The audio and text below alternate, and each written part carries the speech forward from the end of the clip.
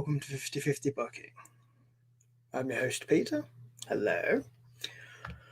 It seems I'm on my own right now. I'm guessing I may be joined by Aaron at some point.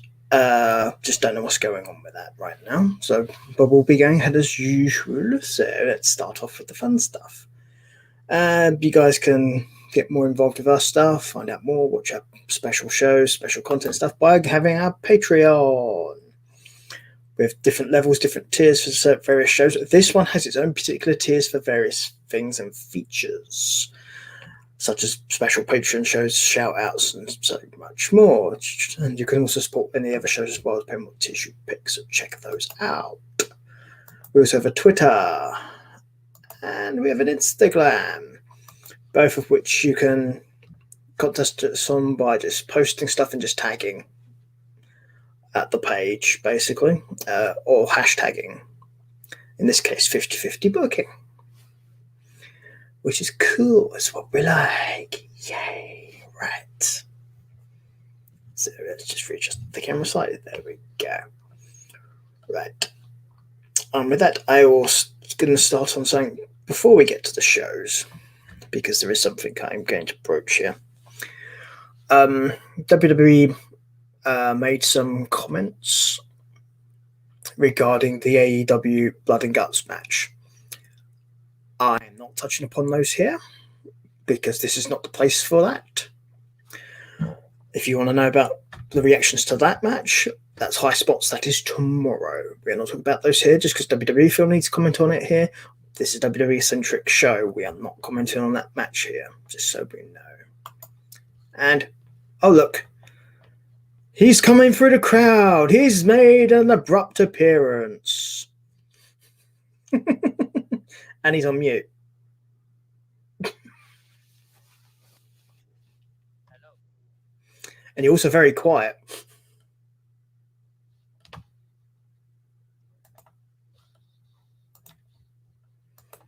Let's see if I can fix that. You do seem to be very quiet. Yeah, you're all right, my end. You just seem very quiet, my man.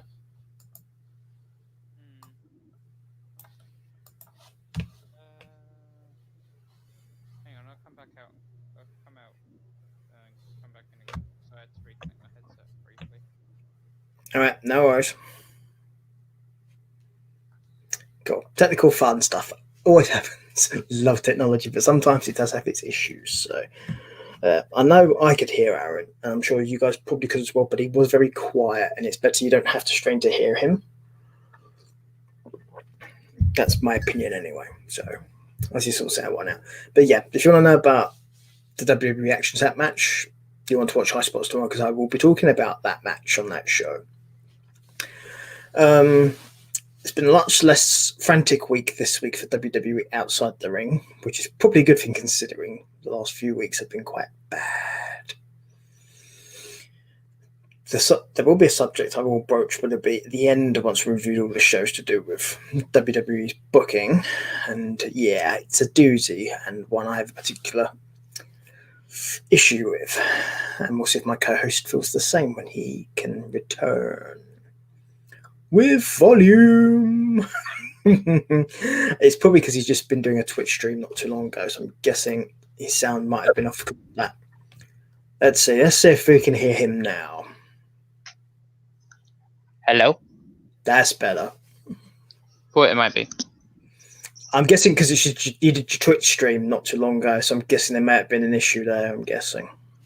It was the levels on my laptop as well, just a little bit out of sync. Yeah, no worries. It can happen going between Twitch and then going into this interface here, so I figure that's probably what it was. But there you go. How was the Twitch stream? I did a little drive-by on both of you, but I didn't have to, I had other stuff to do, so... I did see the drive-by, and I mentioned the sorting stuff podcast. 50/50 Booking. Well, for you, yes, definitely 50/50 Booking. It's why I drive by both of you, because obviously you both do different shows when you appear, so it made sense to do it to both of you. Yeah.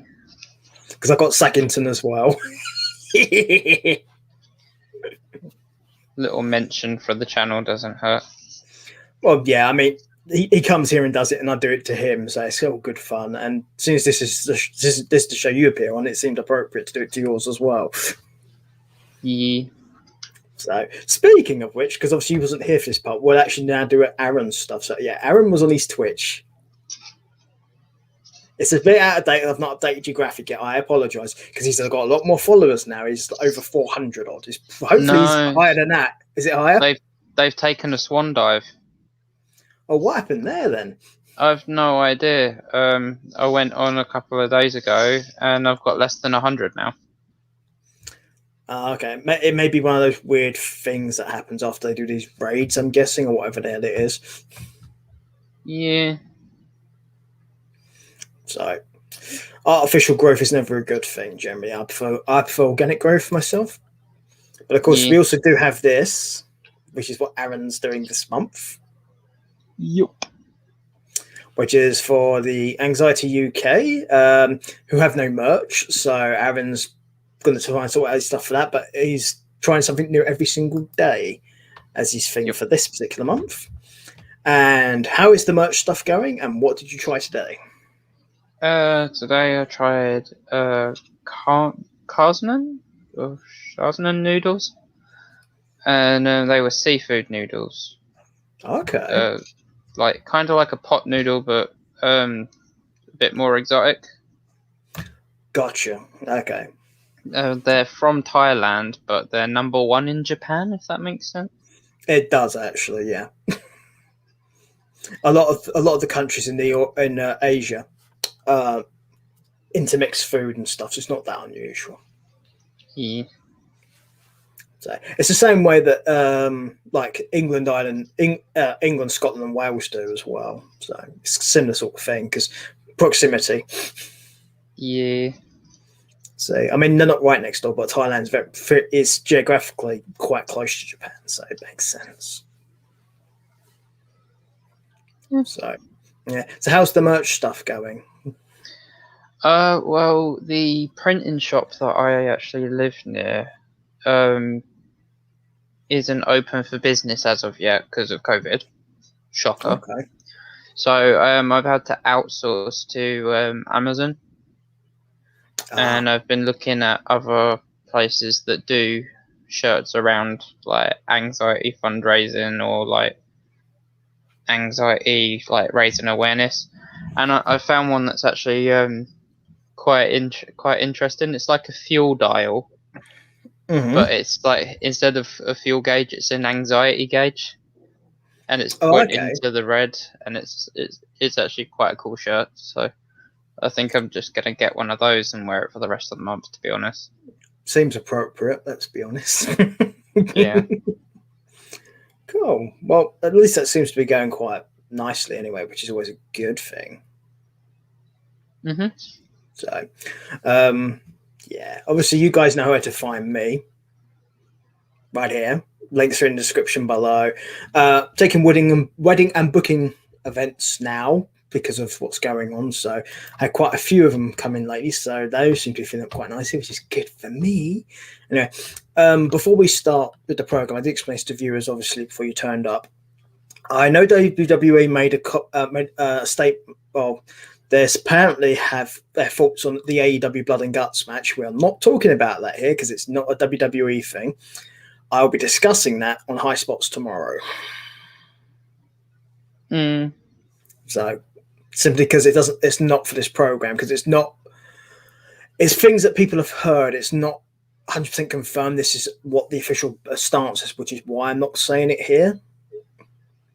It makes more sense to have it as a reaction on the actual show that's going to talk about that match. Yeah. So, anywho, there will be a subject that we will be talking about at the very end of all the reviews because, oh boy, I've got a big bone to pick with WWE about a certain type of booking, but we will get there once we've done all the shows. Yeah, I can relate to on the booking front. Yeah. Because I'm quite annoyed about a certain return. Yeah. Oh, Yeah, there is something I probably should mention because obviously I imagine everyone probably is already aware of this by now.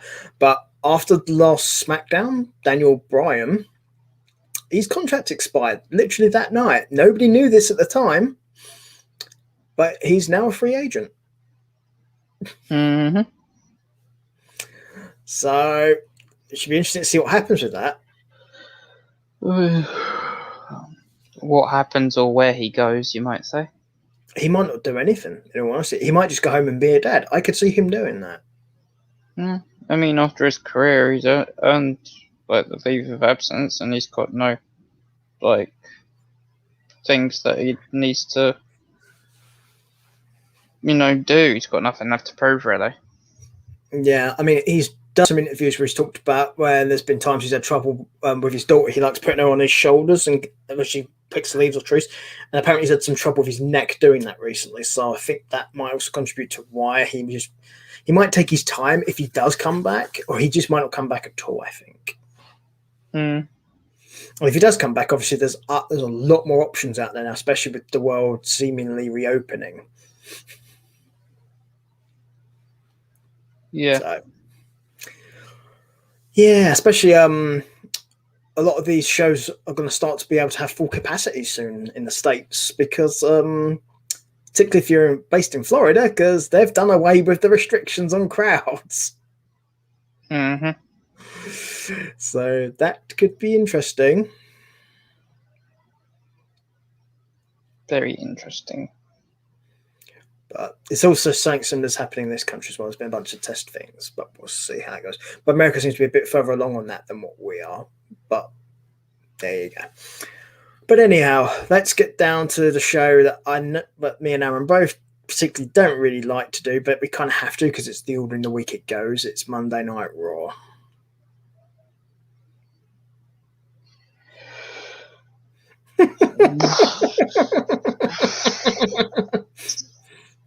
Yeah, you can see the enthusiasm on his face, can't you, people?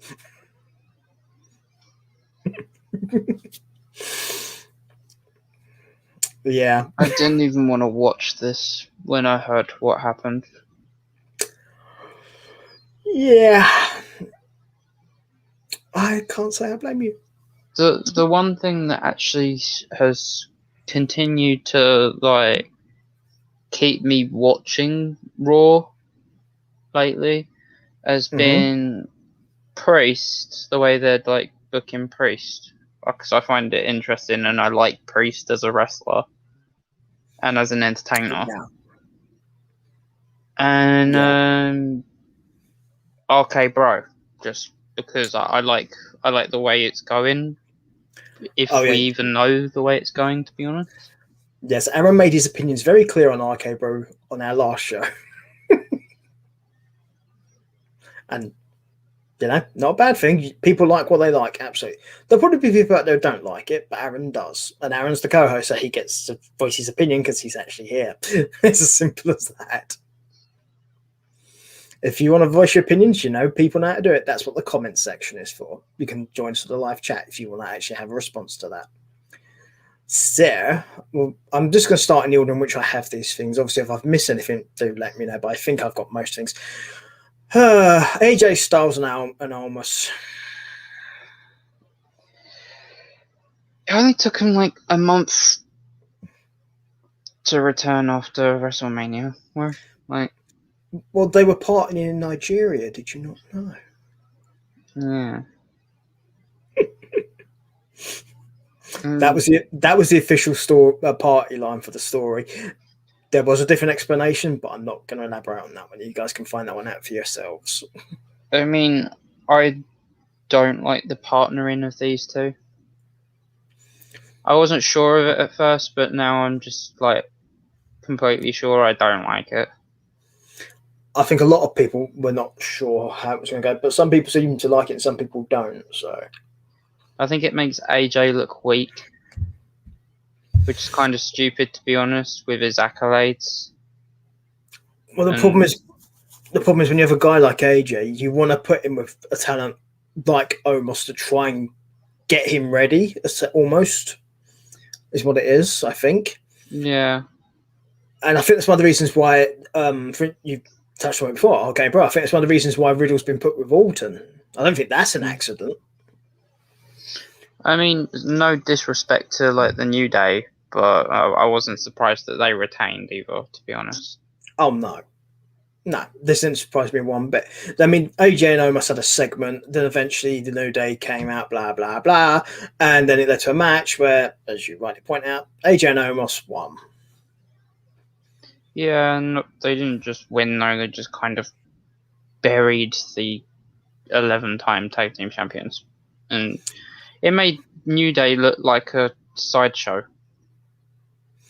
Yeah, that's an issue I have, particularly with that kind of booking, because it's like they are supposed to be like your record reigning champions, from what I remember. I think they are. I think the Usos are close, but I don't think they've got as many.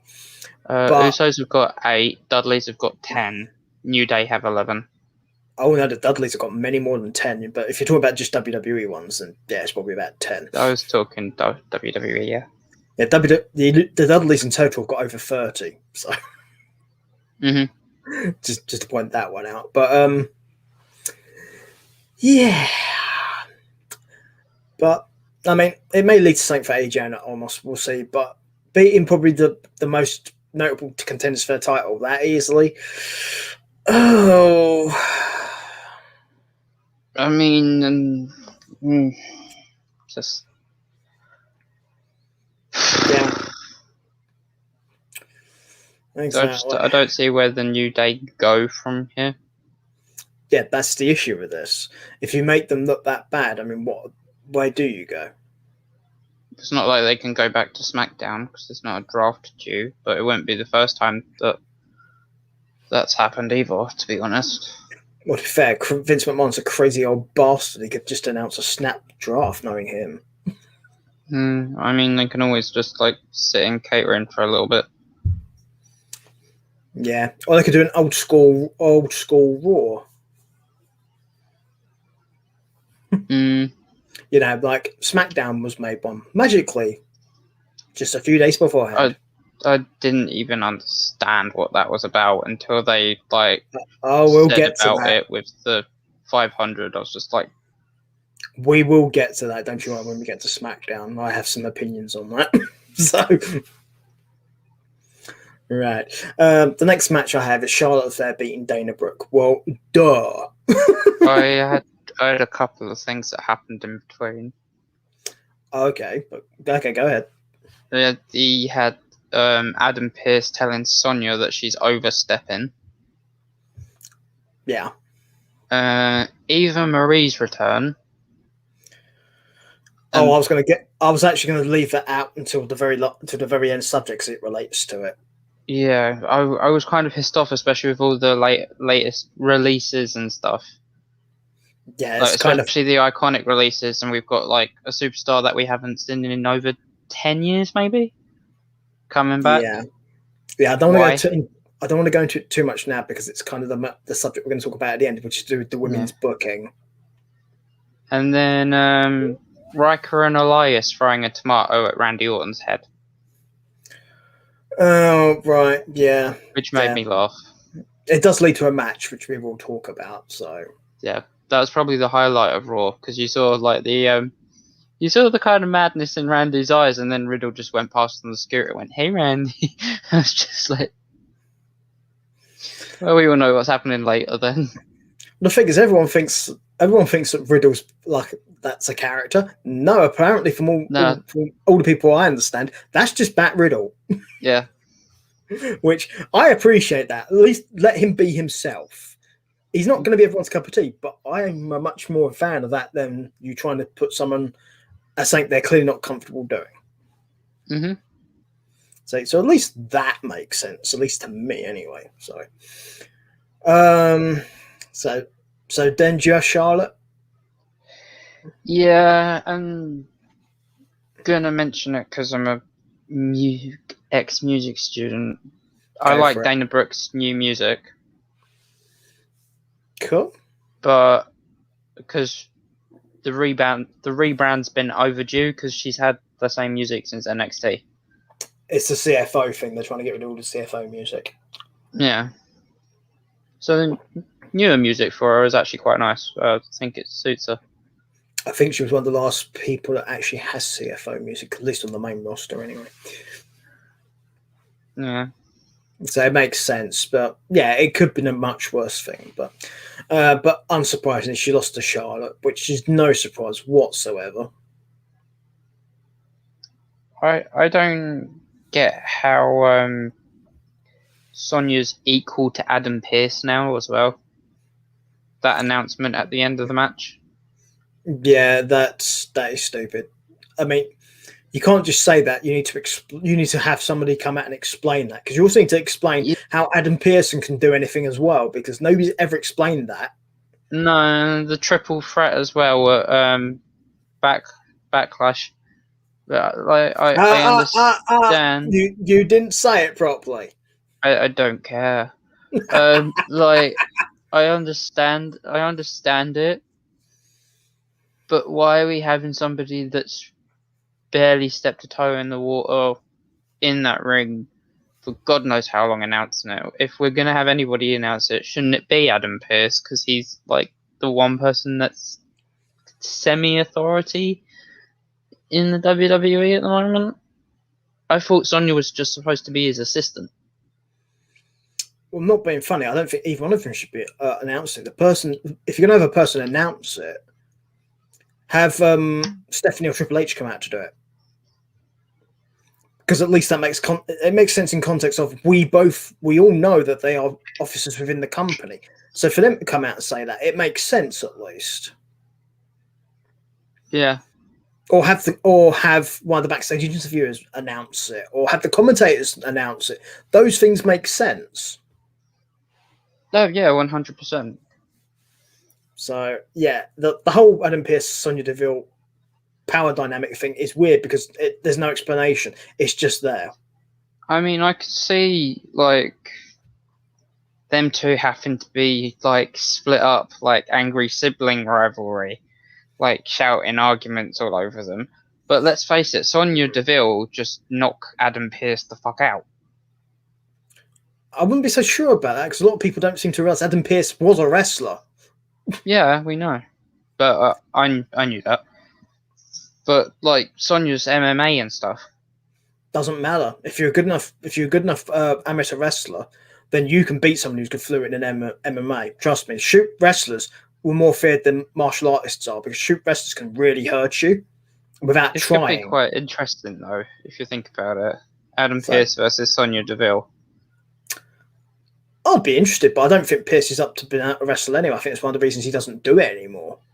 Which would be the only issue with that. So, but I could see it. I could see it turning.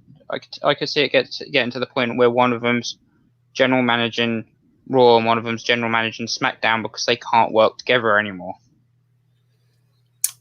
Well, if they're going along the same sort of storyline, because if it becomes unprofessional, then one of the McMahons will get involved and say, fine, you do this show, you do that show, and you don't have to see each other ever again. And then Survivor Series comes around or something and it causes some chaos. Well, surely here's an out for you, which would actually give us quite a good match, I think, if we could ever have it. If you have them realise they can't coexist, and basically there's a match put in place, but WWE don't do intergender wrestling, not properly. So, because they don't want to do it. So surely the easiest way to do it is just have a match where Adam Pearce picks somebody to represent him to fight Sonya. And then he picks Mandy Rose, obviously. Yeah. No, I've got a much more fun person for him to pick. Ronda Rousey? No, it's if she was able to do it. Not Ronda Rousey, because that's a stupid pick. Paige. I can see it. Paige used to be a general manager, also used to be in a team with Sonya. Also is rumoured to be making a return soon. Yeah, which is what made me think of this. Do I think it will happen? No, but I think it's an interesting idea. Ronda Rousey won't be turning up anytime soon, because for those of you who don't know, she is pregnant. Yep, she's duffing. So that'll be at least 9 months. And congratulations to Ronda on that, by the way. Yeah, I was just about to say the same thing. So really happy for her. Yeah. That's one of the reasons she stopped competing, because she wanted to try and have a family, and she's managed to get herself pregnant. Well, with some help from her husband, obviously. I was going to say, we had herself. All right. Immaculate conception. Well, you never know. But yeah, I'm happy for Ronda and her husband, and hopefully it all goes well. Mm-hmm. But I mean, that's my way of looking at it. You could have the Mandy Rose thing, though. You did mention that as a possibility as well. So yeah, Mandy Rose against Sonya, because obviously that's a history. Yeah, but WWE just expects us to forget history and roll over. Yeah, and long-term booking, eh? Yeah. Yep. Right. Next thing I have is your guy Damian Priest against John Morrison. This could have been a great match because they're both like stars of like the Lucha Libre wrestling. Yeah. But this was just a good match because of like the Miz's interference. Left to their own devices, these two could have had a really good match. But it was just good. Oh no, I agree with you. But the one thing this match did have in its favour, which I did like, is it was something different. Yeah. I'm a big fan of that. Which made it good. Yeah. Yeah. Just don't have it now 20 more times in a row. No, please don't. And if you do, kick Miz out and handcuff him to a bloody truck outside or something. Yeah, don't have Miz around and let these two go at it. Because to be honest, these two wrestling each other 20 odd times could be quite interesting if they're left just to do the wrestling. I mean, I wouldn't be opposed to a best of 7 match and just have different stipulations. There you go. That would work too. But the main stipulation has to be Miz can't be around any of the 7 matches. So, I mean, could you imagine a strap match with these two? That'd be interesting. I've seen Morrison do some fun things in strap matches in other promotions, so that could be interesting. And I think Damian Priest. I have to remember to call him Damian Priest because I know him by a different name. So he's done some interesting stuff as well. So it's like Iron Man matches. Could have the first ever jacuzzi match. It would work at least. It makes sense for those two, particularly Morrison. So. And if you've seen Priest in NXT as well, he was no stranger to a hot tub, especially after he won his first North American title. He jumped in the hot tub in his ring gear. Yeah, I'm pretty sure there's been quite a few of those with Bad Bunny as well. So yeah, so I will no doubt about that. I will mention Bad Bunny here, by the way, because it is relevant. Because I'm still doing Damian Priest. Following on from this, apparently his tour sold out and he's doing really well for himself. Don't think it's off the back of the wrestling, of course, but it's probably going to help with him getting noticed. So congratulations to him. I have no issue with that because Bad Bunny, while he was there, did everything he could. Yeah, he did everything. There was no shirking on the guy's part. So credit to him. I hope he comes back soon if he keeps up that kind of work. Yeah, and he did it for months as well. He didn't just come in after a week and expect like a crowd pop, like a certain Paul. Yeah. Yeah, I think we both had the same guy in mind there. Mm-hmm. So, but yeah, Priest won this match, which he should, to be perfectly honest. Even though Morrison did have his shoulders down for 3 seconds, but he's got the Miz to thank for that. Yeah, well, yeah, that's what happens when you have a little dipshit at the ringside with you. Mm-hmm. And you can see Morrison's actually starting to get a bit tired of Miz. I think they're trying to do a little bit of foreshadowing work there. That the hey hey ho ho movement might be the go go movement or bye bye movement. Well, by the end of the year. The original breakup happened on similar lines because they kept on having miscommunications and issues. So that could be what they're looking at. Didn't it also happen once down to the draft as well? Kind of, but they were already kind of going to be broken up anyway. Yeah, and then the Miz skull crushing finale Morrison in the middle of the ring because he got moved to Raw. Yeah, strangely enough, Morrison got drafted to SmackDown. Strange enough, when him and R-Truth broke up as a tag team, he did the same thing to Truth. Miz has a passion of this with tag partners. And Truth's never been the same since. Truth has never been the same. I think that was a concussion that lasted a few weeks. Years. I would say to be fair to Truth though, at least Truth is entertaining. He may not be everyone's cup of tea, but at least he has a purpose. Unlike the Miz, who I can't work out what the Miz is supposed to be doing. No, because Truth might not be a cup of tea for people with that with the 24 title stuff, but at least you know what he's there for. Yeah, and he does what he does well. Whether it's what you like or not is another thing entirely. Especially when you bear in mind how old Truth actually is. I was actually surprised when I found out how old he is. I didn't think he was as old as he is. Yeah. So when you compare him to some of the other wrestlers, just bear that one in mind when you actually find out how old Truth actually is. Mm-hmm. So he does some really good stuff considering his age. I'm not going to tell people what it is. You can find it out for yourself. I think it will surprise a lot of you. Yep. So next thing I have was rather surprising, but it kind of just shows you just how badly Cedric Alexander and Shelton Benjamin are going down the scale. Ooh, there was something else that happened before that. Oh, what was that, pray tell? Mansoor being signed to Raw.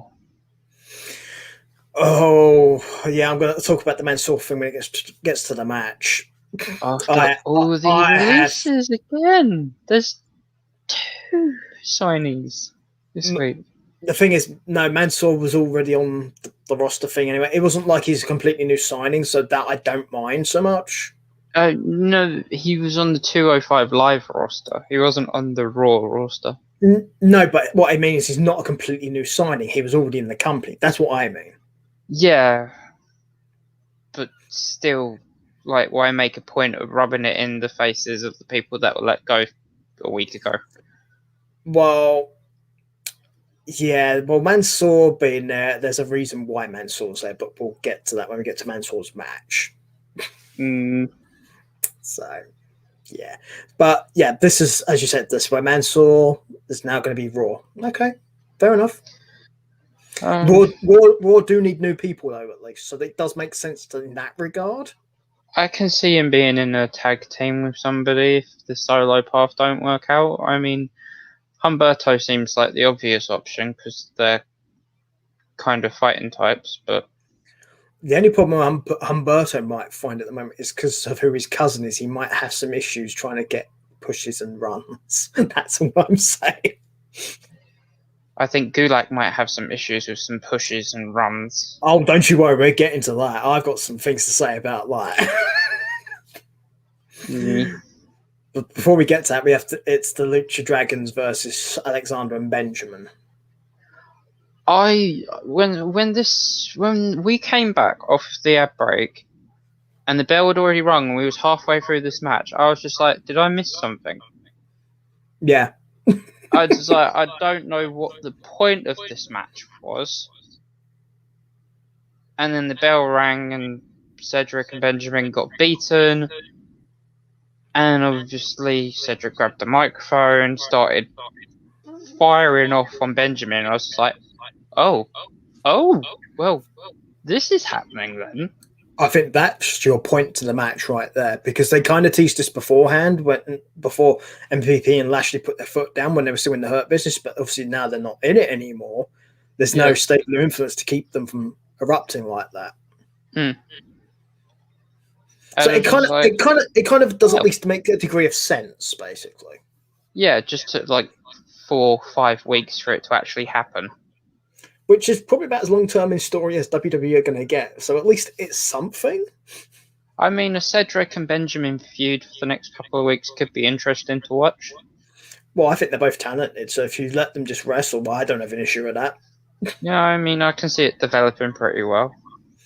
Yeah. I mean, I feel sorry for Lindsay Dorado and Gran Metalik, though, because they're both really good wrestlers, but they're treated like crap. Yeah.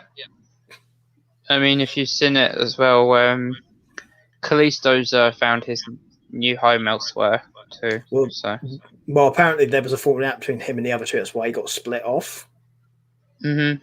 And obviously now he got released. But I'm not surprised Kalisto found somewhere else to go, because whatever people thought of him, outside of WWE, the guy was talented. So I'm not surprised he found somewhere to go at all. Yeah. And also he's got his girlfriend, so. Yeah. But I figured out of all of the people that got released, he would have the least amount of trouble finding somewhere to go. No, I don't know what you mean. He had a lot more options open to him, basically. Yeah. So he started calling himself the Gloat as well. Well, why not? No, I'm not saying it's a bad thing or like inaccurate or anything. It's just I don't know I didn't know what to say about it. I was just like, okay, this is kind of clever. Well, no, that is what you said is the way to say it. So, my response was not meant to ridicule you saying that. It's because that is the way you should have said it. It'd be like, he's now saying he's this. That is the only way you can say that. Yeah, I was just like, it took me a second. I was like, Gloat, and then obviously I remembered Luchador. I was like, Yeah, sometimes you do have to think about these things when it comes to wrestlers from other countries, and then you can work out why in a bit. Oh. Yeah, at first I went Latino, and then I was like, no, that's not it. Well, it's not far off, to be fair. Because luchadors come from that part of the world, so at least it makes sense. Mm-hmm. I get the logic anyway. Which is more than what WWE clearly do, so... But yeah, there is that. I am glad for Kalisto, though, and I hope he does very well for himself. Yeah, the best of luck in his future endeavors. I am not WWE talent relations. I am not wishing him that. I wish him good luck, and I hope he does really well. He gets lots of bookings. Decent bookings this time. Yeah, decent bookings. There you go. That's probably the best way to put it. It's going to get some decent bookings. So. Yeah, I think versus Amore bookings or. Yeah, I think he'll do like that. I think he'll do much better for himself, and he's going to find it much easier to get bookings than Andrade. I think is going to. Yeah. So just. I mean, at least out of all the crap that Kalisto has dealt with, he actually managed to get some wins over some like pretty substantial names. Strowman. Yeah. Yeah. Miro. Yeah. I say Miro. Well, it was Rusev. Who don't know Rusev. WWE Rusev, yeah. You can use Miro because people will still know who he is because obviously him and Lana. So. Yes. I'm glad the whole ringside table thing's over and done with. There's no more crashing through ringside tables with Lana anymore. Yeah, that was getting very old and very stupid. So yeah, this is definitely a good thing. But yeah, the Lucha Dragons beats Alexander and Benjamin, as you pointed out. The next thing I have, oh boy, I've got stuff to talk about with this one. Would you like to smell my roses?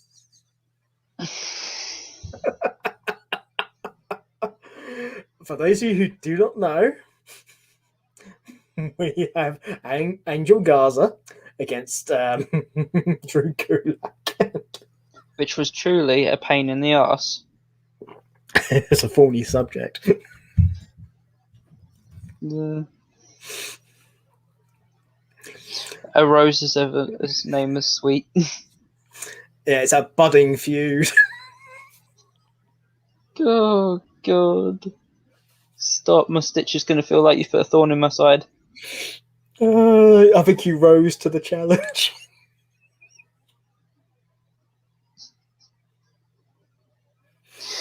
Garza tried to kickstart Gulak's career. He was running on flower power. Yeah, you can see this feud is just flowering into life. Blossoming, you might say. Blooming even. Oh, buddy, stop it. Obviously, for those of you who are not aware of why we keep making rose jokes about this match, well, you should go out your way to watch this simply because of what happens after the match. I mean, like, credit to creative on this one. They thought outside the box, but why? I think it's the wrong box. Yeah. It's like PG this, snack. It's like, oh. Yeah, it's one of the issues I have with what apparently they've rumored to have said about the Blood and Guts match for the AEW thing. They're going to moan about that and then have something like this on television. Yeah. I think this is worse. I mean, you think the Blood and Guts match? This is like, which is the lesser of two evils, a rose up your ass crack, or a Blood and Guts match, which literally has Blood and Guts in the name. Right. So you've got like a pre-warning. Yeah. Right, exactly. You know what to expect. You're warned. You know what's coming. Bloody Drew Gulak had no idea what was coming. No. You didn't know until it was too late. Yeah. When he threatened him backstage, I was just like, nah, this is just going to be an empty threat. No, and then you saw him pick up the rose after the match. I was like, oh, no. No, the problem is when you make such a random threat like that, you kind of know where it's going with WWE booking, unfortunately. It's just, with it being a PG product, I was amazed they did this. Yeah, I was too. I was just like, oh my god, if somebody hasn't taped this moment and put the oh no music behind it for like a reel or a TikTok or something, then they've missed out on something big. I guarantee you Vince McMahon has this as a GIF on his phone. Yeah. And he's been going around showing it Bruce Pritchard going, look at this, it's such good shit. That I wouldn't be surprised. I'm sure it was probably Vince's idea, in all honesty. Probably. I can't see it coming from anyone else but Vince, because of the kind of thing it is. It's butt humour. Yeah, he likes butt and fart jokes and stuff, so it wouldn't be that far of a stretch to think this probably comes from Vince. No. But yeah, Garza actually won the match for what it was worth, but Gulak has truly lost the war. Yeah. It's enough fornicating for one day. Yeah, I'm pretty sure that nobody's going to want to fight Garza after this if that's what he's going to do to people. Yeah, it makes a statement, doesn't it? Although I would pay to watch him try and do that to Lesnar. Just imagine him doing it to Strowman. Or Lashley.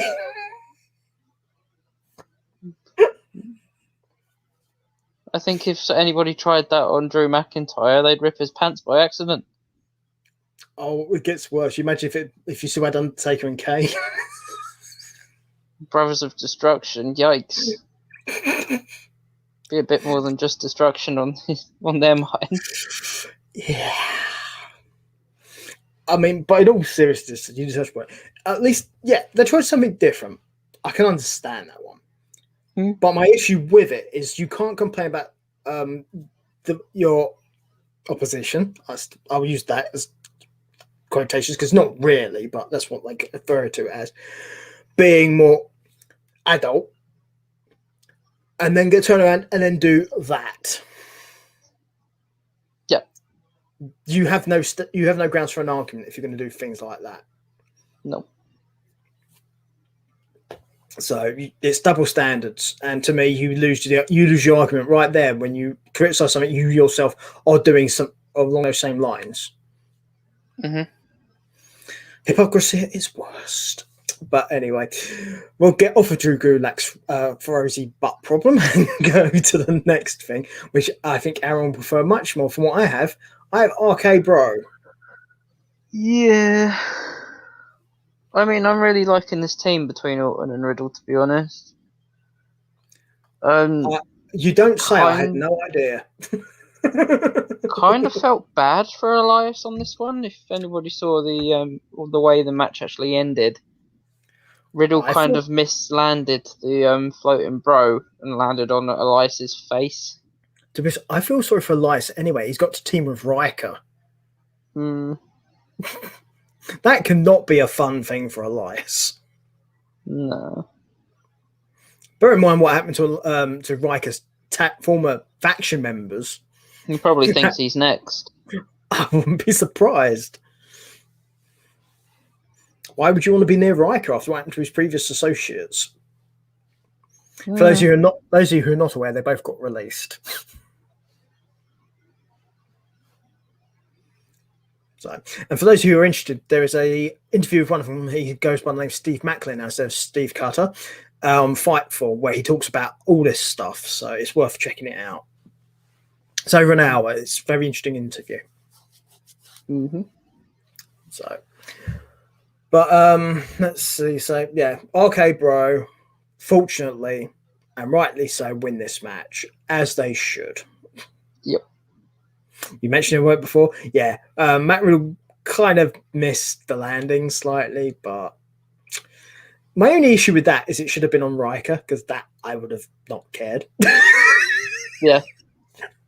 I mean, he might have done Elias a favour and sorted his nose out for him. Yeah, I mean, I feel sorry for Elias simply because he's in a no-win situation there. I mean, what is he gonna do? So, but at least the recently new put together team are winning. It makes sense. At least I'm happy with that. Yeah. And I can see the hot streak going all the way to a title match, and then Randy just RKO in Riddle for no reason. Well, I could see these two eventually facing AJ and Omos and possibly even beating them. I mean, I'm all for either one, but it's WWE, so. Oh, I'm sure Orton will do what you just said eventually, because that's just Randy Orton. I think the only person he hasn't done that to is... Actually, no, I don't think there is a person. No, there isn't. The thing I would find interesting, though, in that situation, though, is what happens if it was actually Riddle that did the turning rather than Orton. I would find that much more interesting. I would too, but is it going to happen? No, it'll be Orton. Because WWE booking is far too fucking obvious. Yep. So, but at least they won, which is good. This is next thing I have now is Sheamus and Mansoor, which is why I was going to talk about this here, unless you have something before then. Nope. Right. This is one of the reasons I at least like Mansoor being brought to Raw. It's somebody different, at least. Okay, so it's a different match you can have with people. That's good. Yeah, it was okay. I also think Mansoor is quite talented considering the lack of experience he actually has. And something which is not his fault, I'll get to now, is obviously the reason he was signed. Originally, in the first place. The Saudi Arabia deal. Yep. He's a Saudi wrestler. Yep. And not his fault. I actually think he's got some decent skills. I've seen a lot of his matches, the ones he's had anyway. Yep. And I don't think he looked out of place against Sheamus. I thought this was, at least this was interesting. I thought it was weird. I thought it was weird to have him lose by disqualification, though. I mean, the match in itself was okay. Wasn't the best. But then the interference it was obviously going to happen because of what Sheamus did to Humberto earlier in the night. But, Yeah, but not being funny. If you're going to debut as somebody who you've got high hopes for, and I'm assuming they would probably want to, Mansoor, considering the origin of his being brought to the company, why would he lose on his first main roster match? That's kind of weird to me. Well, you could say that Raw was like his main roster debut, but like for like. And if anyone says 205 Live counts, it does not. But it is kind of like the third hour of the Friday night television. It still doesn't count. Wrestling wise. It's not main roster. No, it doesn't count. And the reason why it doesn't count is those 205 Live wrestlers don't frequently go between their parent program, which is SmackDown in this case. I would understand your argument if you was talking about him being on main event, because those wrestlers do go backwards and forwards between Raw and main event. I don't watch main event because like it stopped for a little bit, so like I stopped watching it, and now that it's back up again, I might tune in and see if it's alright. Well, there was a But- match on main event this past main event, which was Jinder Mahal with 2 new guys as flanking him, and he had a match against Jeff Hardy, and this was on main event. Mm. Both guys are very likely to end up appearing on Raw. This is my point, as Mhm. opposed to the ones on 205 Live, who, unless there's volcano things where people get stuck in places, those guys aren't appearing on SmackDown. No way. Mm. You might get them turned up in NXT maybe as extras. I mean, I stopped watching 205 Live like after Buddy Murphy came up to main roster. Yeah. Because I think quite a few people did, in all honesty. Because Buddy Murphy was kind of like the reason I was watching it. I mean, people know this about me when it comes to 205 Live. I stopped watching it once Neville fucked off. Yeah. Because that really did that for me. I was like, nope. Yeah. I was tempted to stop watching it then.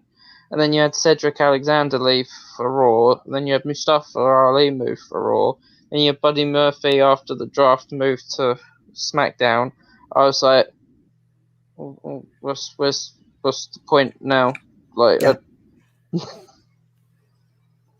I'm just like, all the high flyers that I actually enjoyed watching are all on the main roster, so I'm just going to stop.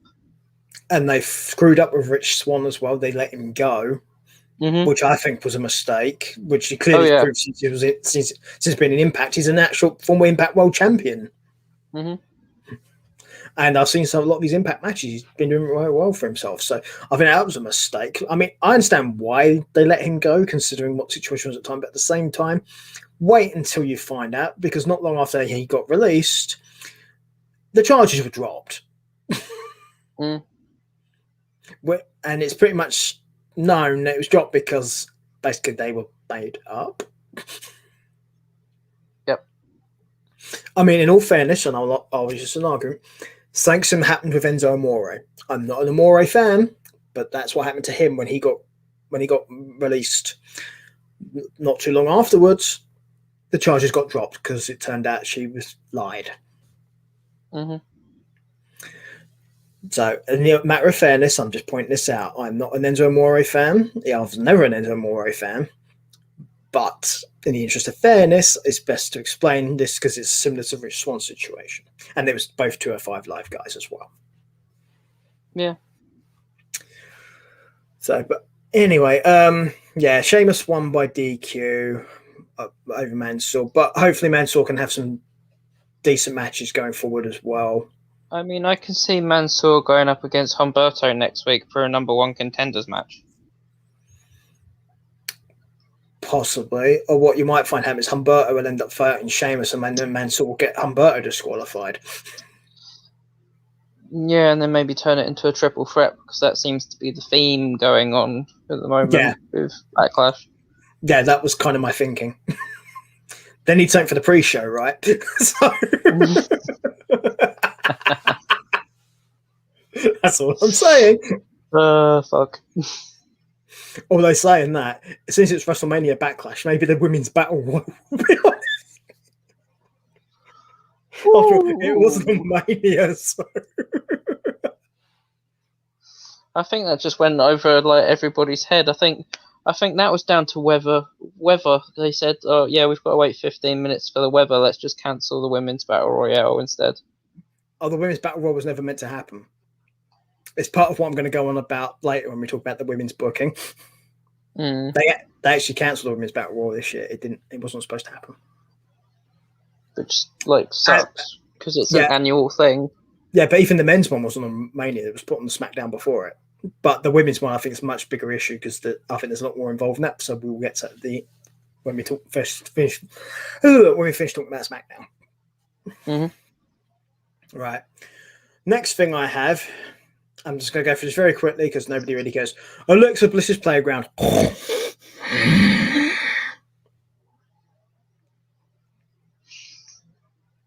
Yeah. We done? Yeah, pretty much. Yeah. Right.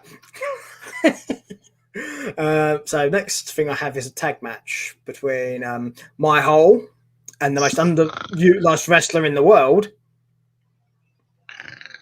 against Naomi and Lana. Yeah, you can tell I was opinion of this. Just so you guys are aware, Jackson Baszler won this match, and why? Was the honest answer to that one, because this did not benefit anyone. Who there? There you go. That's it. So I finished talking about it. It's fine. Which brings us literally right up to the main event of Raw, which is Bobby Lashley against Braun Strowman. Right.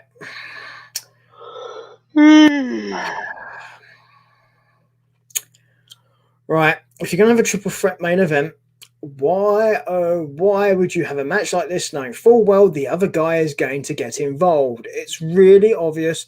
Why do it? It's dumb. I mean, it's the crux of WWE booking. It's easy and people will expect it, but it's not creative. It's kind of stupid. Lashley won, which isn't surprising because Strowman got distracted by Drew and his music. Yeah. Right. Okay. That's Raw done. I'm not going any more about that. That's enough. Right. I'm saying that should hopefully. I want to say congratulations to Drew McIntyre on his book release, though. Kudos. Okay. Fair enough. That one actually missed me. I didn't know about that. But okay. Book release. Cool. I mean, the ending of the match was okay, but it made Braun Strowman look lousy. This is my problem with those sort of things for a finish. Distraction finish or a count out would have been so much better. Yeah, distraction finishes are fine if you do them once in a blue moon. Okay. Also, don't have the rest to be distracted by just the bloody music. Okay. If the wrestler comes out to the ring or something, then fine. That I actually understand because you might be in jeopardy at that point. But yeah, I do agree with you. Count out or a DQ. Have MVP hit referee stoppage. Have MVP hit him with a cane. Well, make him do that monster among men train track fucking thing where he runs around the ring, and make like Lashley sidestep him and him go face first into the steel steps and cut the bridge of his nose. So it's referee stoppage. Yeah, or the ring post. Yeah, something along those lines. Yeah, makes sense. I gotcha. Do something unusual, not something that's repetitively done. Yeah, because it's just boring. Yes, yes. Better creative, please. Thank you very much. Yes, please. Next. Yeah. So, score for Raw, because you've got to give one. What did I have for this? I think I said 7.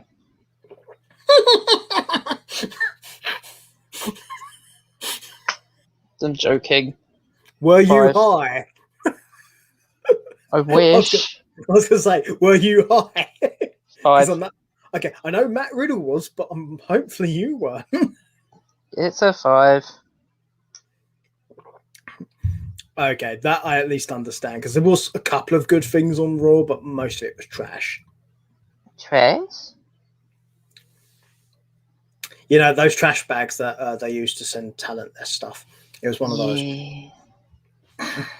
The MJ trash bags. Yeah, something like that, yeah. So, NXT UK? Well, we normally do NXT first, then NXT UK. But we can do UK first if you want. I thought we was going along week order, but NXT's fine. Oh, I'm so sorry. Oh, yeah, NXT is now on Tuesdays, so yeah. Carry on. I was going to say, I think you'll find that the NXT show happens. Change. Don't.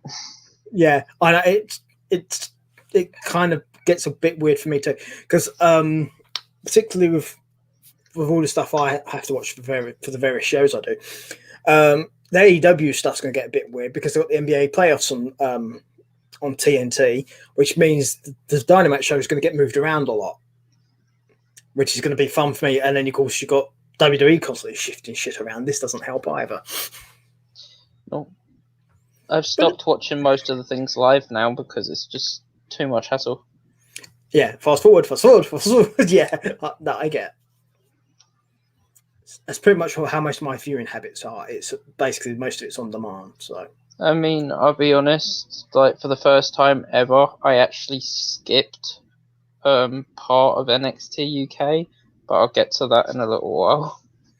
well, to be honest, I've only got 3 things for NXT UK, and I think they're the 3 most important bits. So if you want to talk more about those, that's up to you. But we'll do NXT first, then we'll do the UK. Mm. Right.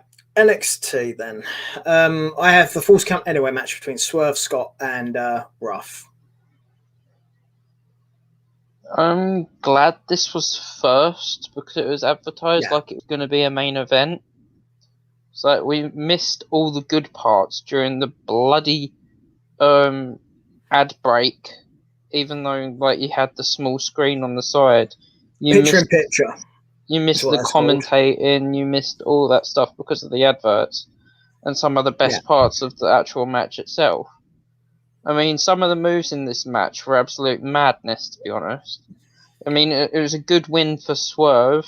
Probably would have been better as a clean victory, but like I wasn't expecting his entourage to interfere anyway. So, well, FYI, it was a Falls Count Anywhere match. You can't really have interference. There's no disqualification.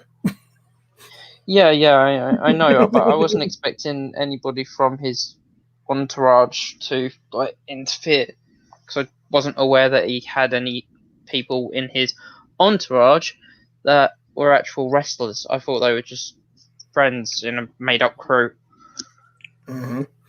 Yeah, I'm going to mention now one of my big gripe with NXT this week. Okay, and it's really the only real major gripe I have. There's little ones, but this is the big one. Why would you start the show with a Falls Count Anywhere match and then end it with a street fight? Those 2 matches are almost identical. Yep. It was a double helping of madness and mayhem. Yeah, to me that doesn't really make much sense unless you're going to have like the entire show as Falls Count Anywhere or street fight matches. In which case, I get that at least that's a gimmick.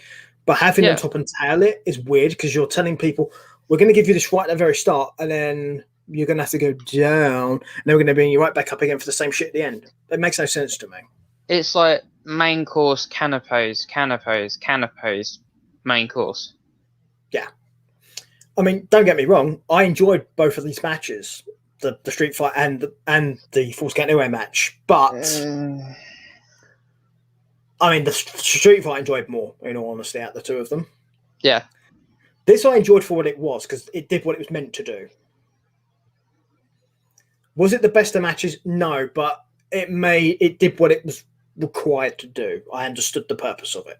Yeah, yeah. Which is the important thing to me because at least it made sense.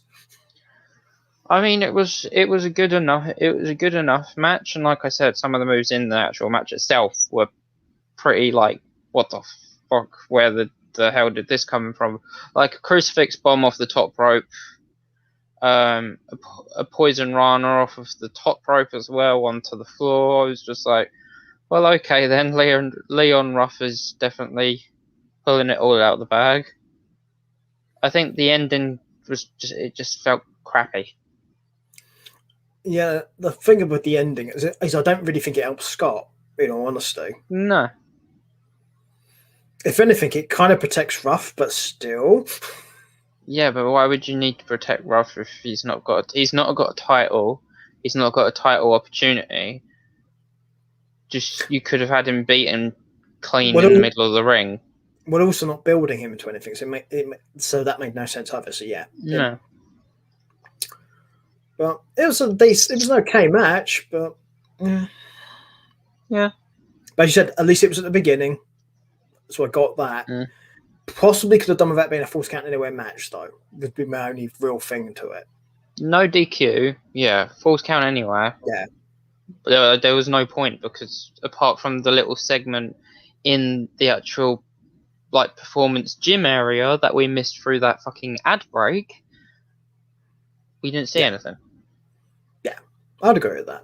It was just that ad break pissed me off because, like, for me, I'm not watching on a big TV screen. I'm watching on that Yeah, which I think is the issue a lot of people have with picture-in-picture is when people are watching on a phone, and most phones have quite small screens, even for their sizes.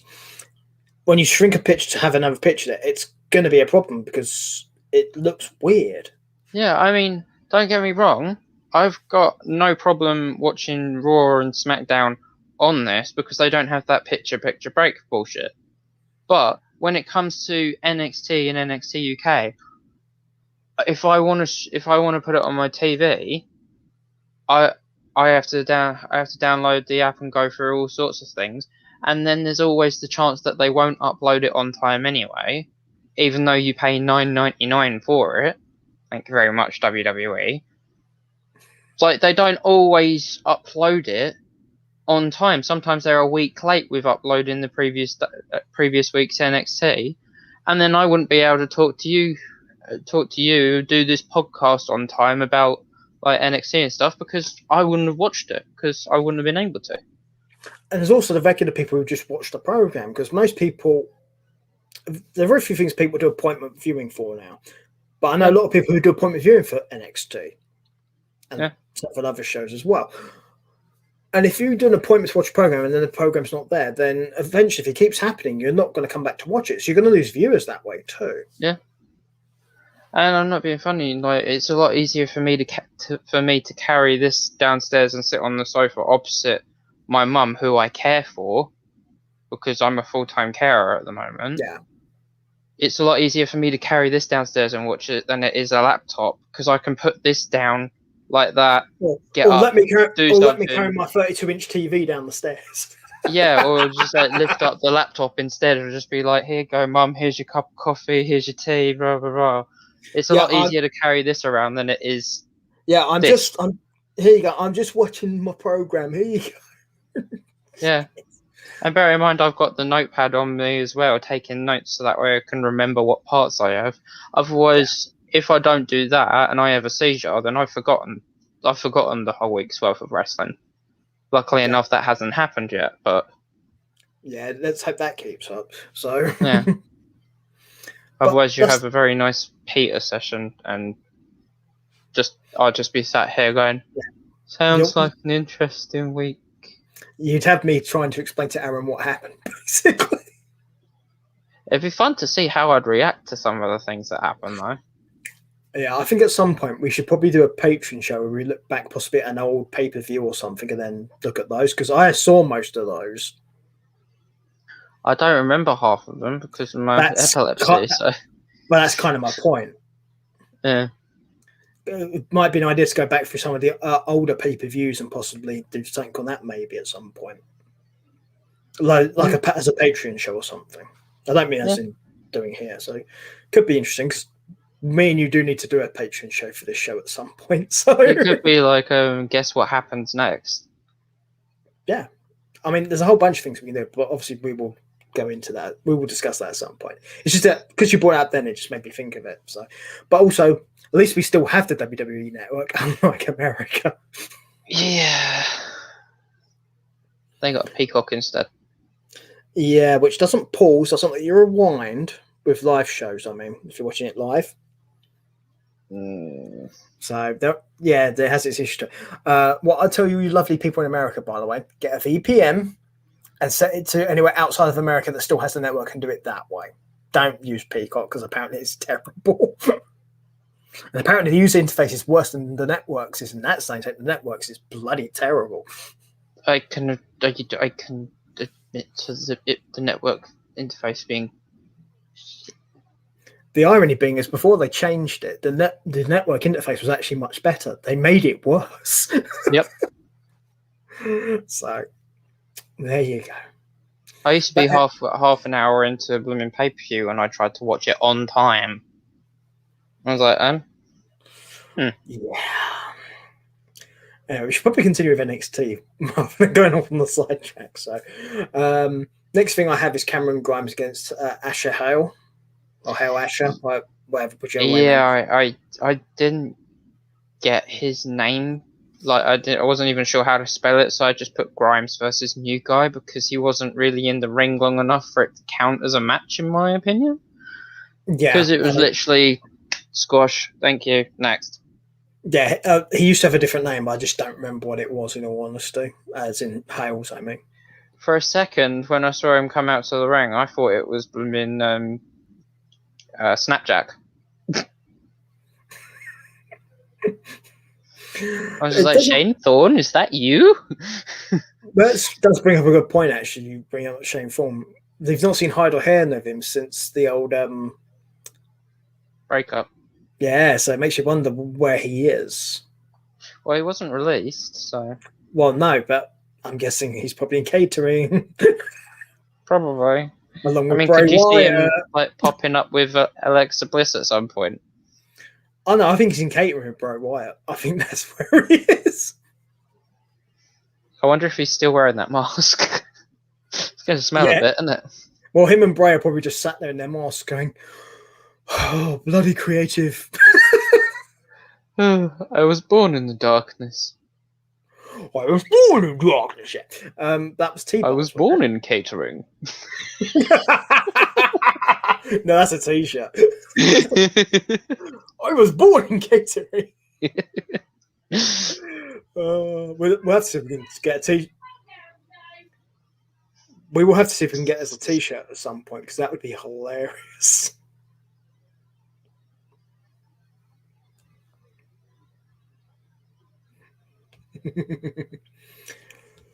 Cool. Right, so Grimes won that match. Obviously, it was very straightforward and boom, boom, boom, done.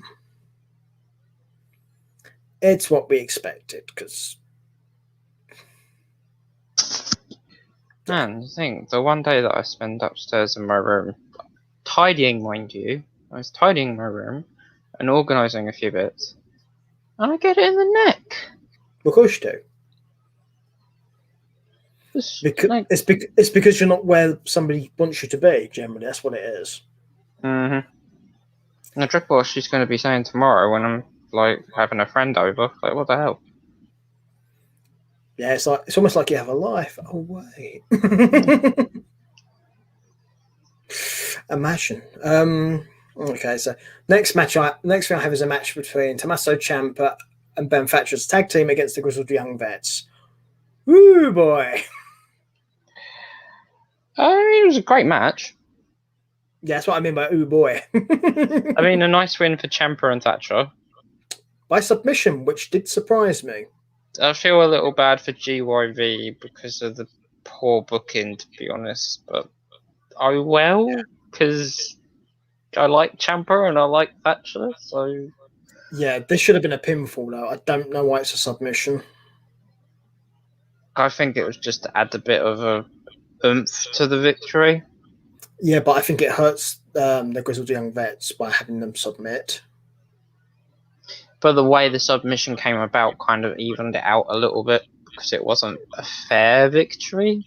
And I hate the word fair, but... Well, it's Ciampa and Thatcher. Did you really think it was going to be fair? Oh, no. No, not at all. But it was good for what it was, definitely. So yeah, it's a good match. I do like the whole shoes off routine that they seem to be hitting up at the moment. You would. Oh yes. So definitely worth a watch, though, people, if you didn't get to see it. I mean, once like the takeovers start off again in the UK, my uncle owns a B&B in Blackpool, so I'm gonna talk to him about staying down there for the weekend of takeover, maybe get a ticket to it. I believe the next time they do a takeover, I think they got to still do the one in Ireland. So I think that's the next one that will happen. Yeah, I mean, I'm like, but if I can pre-book it, like getting down to Blackpool and stuff for it, I'll be all for it because I've always wanted to go to a WWE event. Well, if you play your cards right, you could get booked. You'll see me on TV though. I mean, I'm not that hard to spot. Well, it depends what month it is as to what colour your hair is, so maybe you would be hard to spot.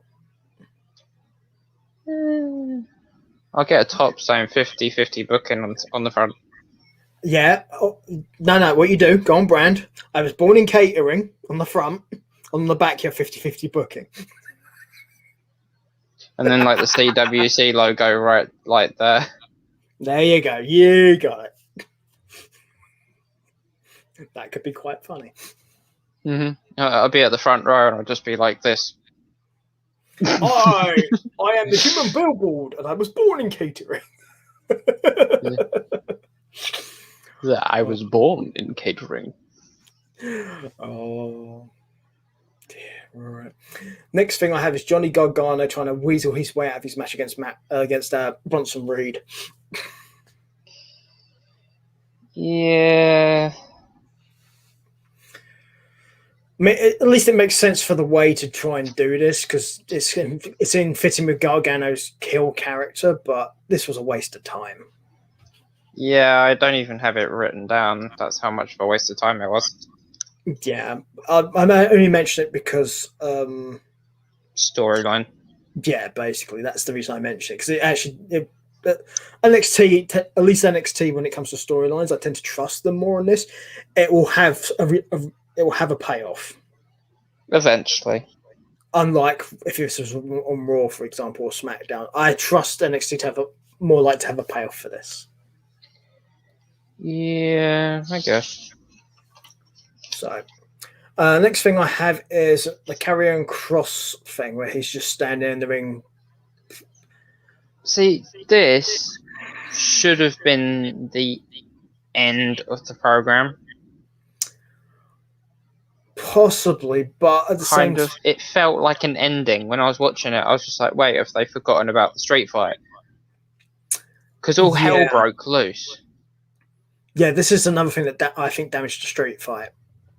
Yeah, it felt like the show had already finished. I was just like, okay, well, I can take my headphones out now. Yeah. And then, obviously, you had, like, the match afterwards, and I was just like, oh, okay, maybe I'm not finished for today then. Yeah. Which I was both disappointed and kind of, like, excited about, because I remembered, yay, street fight! But, yeah. Yeah. I mean, as far as matches go on this show, the only one I really had any interest in was the street fight, and I don't mind admitting that. I mean, I was kind of found it entertaining that like the way got involved and then ran as fast as they could. Yeah, but who's not? I mean, the only thing you can say about this thing is at least it kind of tied in both the top titles amongst a bunch of people who could possibly challenge them. So at least that made sense. Yeah, yeah. This is you're right about this placement. If anything, I had this at the beginning of the show instead of the Falls Count Anywhere match. Yeah. And then have a double dose of Falls Count Anywhere, then Street Fight. Or just have, like we said before, change the Falls Count Anywhere to a no DQ match, have it halfway through the program, and then have the Street Fight at the end. Because the Street Fight should have been the main event. Like a breather through the LA Night match, and then onto the Street Fight. Yeah, I think the Street Fight should have been the main event, and I'm glad it was. Yeah, because like if it was going to have been Ruff versus Scott, then that wouldn't have worked, because you have a main brand title that they've recently come up with, and it's not even main event. It would have been like stupid. Well, also, nobody cares about Ruff and Scott, in all honesty. I don't mean to sound nasty about those guys, but they don't. I generally hope this storyline has come to an end now, because it's just getting ridiculous. And I know they'll probably turn it into like a 6-man tag match where Ruff has to find 2 partners or something like that in the next week or 2. But I'm done. Like as far as the 2 of them goes, I don't want no more singles matches. Yeah, you know what will happen? Not for a couple of weeks at least. If it ends up being a 6-man, he'll probably get Breezango or something. So I mean, I wouldn't be surprised, because like Breezango aren't really doing anything. But as far as anybody else goes, you've got Killian Dane and Drake Maverick in a feud with Imperium. You've got Timothy Thatcher and Tommaso Ciampa in a little bit of a whirlwind with Imperium, Grizzled Young Veterans and Imperium. And then there isn't really anybody else that will just happily tag with Ruff apart from Breezango. So they are the logical option, unless you ask MSK, but they're in a little kerfuddle with Legado del Fantasma at the moment. Yeah. And also they've got the vets. eventually going to have the Grizzled Young Vets to worry about as well, plus either Ciampa and Thatcher as well, possibly, I think. Yeah. So, or it could just turn into like a stable of 3 singles competitors, maybe 2 that Rough knows. Yeah. That don't like Swerve. I mean, Jake Atlas was on this week against LA Knight, and he's been good friends with Rough in the past. yeah, And he's not very good friends with Scott. Yeah, we could get to that. We could definitely get to that. I mean, there's something I will talk about in a bit when we get to it, and I think that might also have connotations to these teams and things going on. Mm-hmm. So, but the next thing I have is Saraya defeating Ramier, which did surprise me slightly. Did it though? It did, because I figured it would have been because of the week before the results. It kind of seems weird. Thought it was going to be like a hot streak. Yeah. And it ended up just being shot out the like a clay pigeon. So what was the point in her winning the match against Juno? I think it's like backbone story building. I think we might see Stark and Storm eventually again. Right. Yeah. But I don't see where it's going with Sarai and Ramir.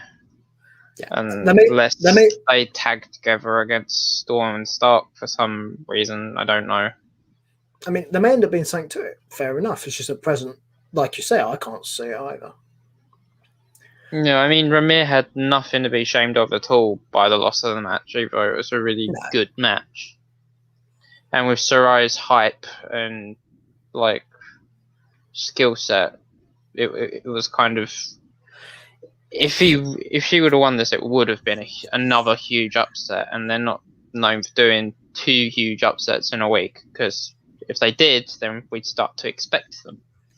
The thing is, if you're trying to build up Saraya, I kind of get that one. But Ramier, if you're going to have her look like this matter, surely you need to build up for them more than just have one major win. You kind of need to get her onto a building streak and then encounter her and then have this happen. To me, that makes more of an impact than this does. No, I agree, yeah. So, there you go. The next thing I have after that is Imperium's little meeting.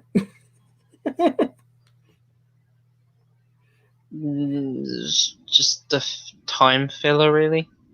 Yeah, basically, it's the weekly Imperium FaceTime call, essentially. Yeah, at least we know Walter's on the back on the other side of the Atlantic. Yeah, there is that. So, or do we? I'm going to say yes. So, I will. Sorry, what was that? Yeah, I've been advised to just agree with what Walter says.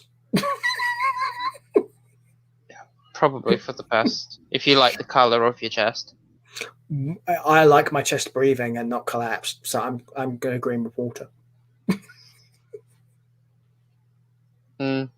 Sorry, I mean, I got punched. I got punched in the chest this week, and I was like, I wasn't expecting it, but like in the back of my head, I was kind of thinking, what if that was a Walter? What if that was a Walter chop? And I was just like, yeah, actually, that didn't hurt half as bad as I thought it did.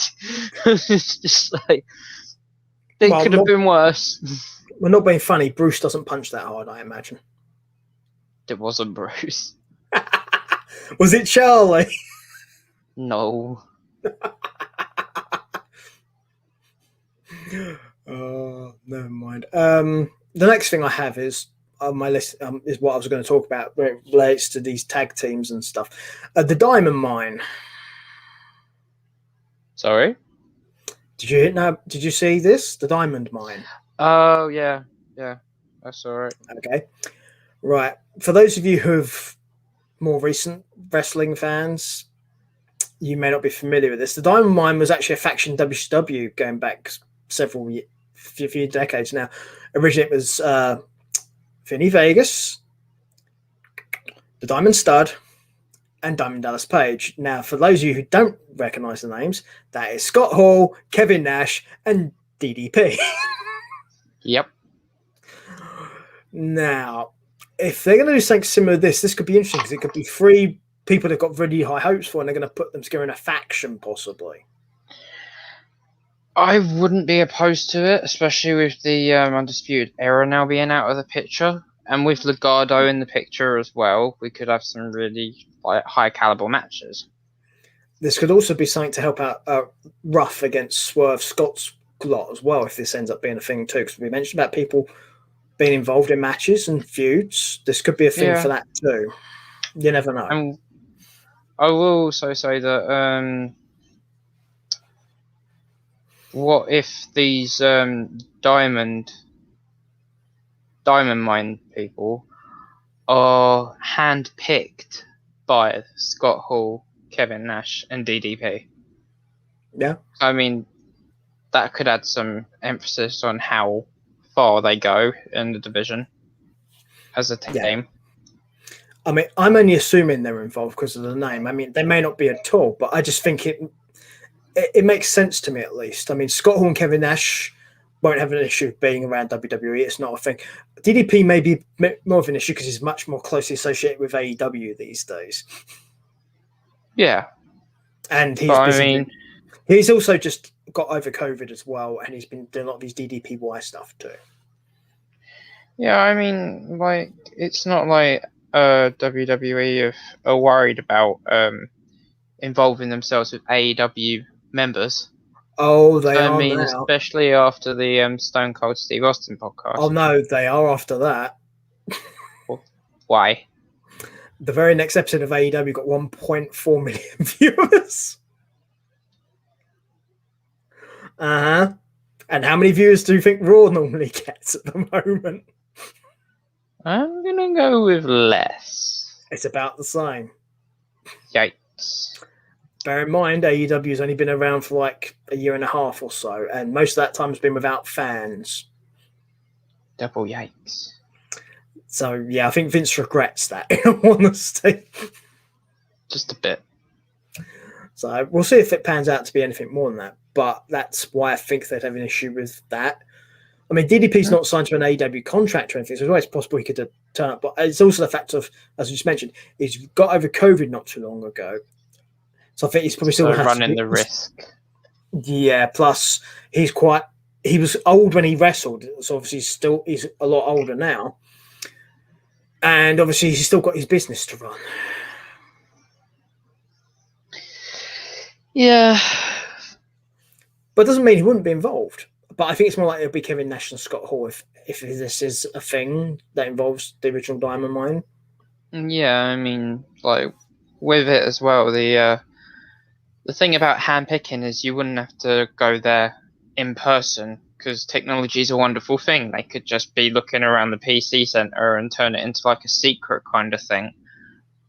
Like get in an email and like being invited to the Diamond Mine Club or something like that. Something interesting. Maybe it was a Diamond Mine Funhouse because I need to do something with Bray's house now that he's not using it anymore. I mean, I did mention in the past of that WWE wanted to create a new NWO. Maybe this is their 2.0 version, and they're giving it a trial run in NXT first. Possibly. I mean, we haven't seen Keith Lee in a few weeks. It's a health thing. He's not cleared. Yeah. I will explain more to you off air because I have actually been told what it probably is, and I don't really want to speculate on air because that's not fair for me to do. No. So Jake Atlas versus LA Knight would have been the next thing. Yep, that's exactly what I have. And LA Knight won. The match was okay. Yeah, but it's pretty much what you'd expect from Knight. It's okay. The bully gimmick is just boring for me. The issue I have with LA Knight... Don't know which way it's going to go. Yeah, the problem is I've seen him as Eli Drake in so many things, and he was so much better as Eli Drake. This is a situation when WWE's restrictions and control have really, I think, damaged a wrestler. Mm-hmm. So for those of you who aren't aware, look up some of the promos he did as Eli Drake. You'll understand what I mean, and some of his matches too. He was never as good a wrestler as it was a promo. He's always been a much better promo, but he's definitely was a better wrestler outside of outside of NXT, I should say, judging from what I've seen so far. But we will see. It might end up the same. Might end up swinging for him. You never know. Me. So then it's Street Fight. No, there's a bunch of promos I have listed here. I have the Wade doing the thing with Indy and Candice, where Candice spots a man with the flowers, and then kind of Indy doesn't. They're talking about the match, so I'm mentioning these things just because there's some relevance. Legado del Fantasma talk about what you've referred to earlier, so this is where this happened. Then we have the Gonzalez Martinez debating at each other. Again, I mention this because it's storyline. And it's for the women's title. I like to give that as good a credence as the men's title, because if it was the men's thing, I would mention that. So this is why I mentioned the women's one, because it's an equal platform thing. Mm-hmm. We have a segment where Cameron Grimes wants to celebrate his victory to go out to the nightclub, but he can't get in because he's been bought out for the night by Ted DiBiase. Yeah. Yeah. What is somebody DiBiase's age going to do with a nightclub? No idea. Also, he doesn't drink anymore. He's reformed and everything. He's born again Christian. So not quite sure what he's going to do. But there you go. But that's the storyline they're going with anyway. Who knows? My point being, it's clearly meant to be a storyline thing to eventually get Grimes over more, I'm guessing. But we'll see what pans out. They may have a plan for this. We'll see. But at the moment, I'm not liking it too much. I also love if the $1 Million Man bought out the gaming platform that Grimes has made his thousands of bucks off of, and he just freezes out Grimes. Yeah. And then Grimes becomes desperate and goes on like a full savage rampage on the division. What could end up happening to Grimes, and this is just an idea. This actually is something similar happened to Diamond Dallas Page in WCW, so we'll see what you think. His character came to loads of money. He basically became really rich, and it transpired that the money came from it was actually his wife's, and he'd used her winnings, and eventually he lost the winnings in a match, basically, to an opponent. And eventually try and get those winnings back. He ended up having a losing my sleeve match, which he lost, and ended up for the next couple of months or so, basically looking like he was homeless as a street bum. And was eventually brought back by a mysterious benefactor. The story never went anywhere, mind you, but it's something they could possibly do with Grimes, having go from being really high up to being down in his luck. I mean, I could see that, but instead of it being his wife, wouldn't it be even funnier if it was his mum? Well, yeah, but this is my point. This is what it was for Page. You could do something different for Grimes, but that was just to explain how the storyline worked. Yeah. In Grimes' case, it makes more sense if it's not a wife. You want it to be somebody like his mate or his girlfriend or his mum even. Yeah, absolutely. It works. So I can just hear him screaming "mummy" now, but I love it. I want it to happen. Yeah, and as he's screaming "mummy" like that, you've got DiBiase laughing in the background. That works for me. Yeah. Whether it's what they would do, I don't know, but I think it's an idea for where this could possibly go. Mm-hmm.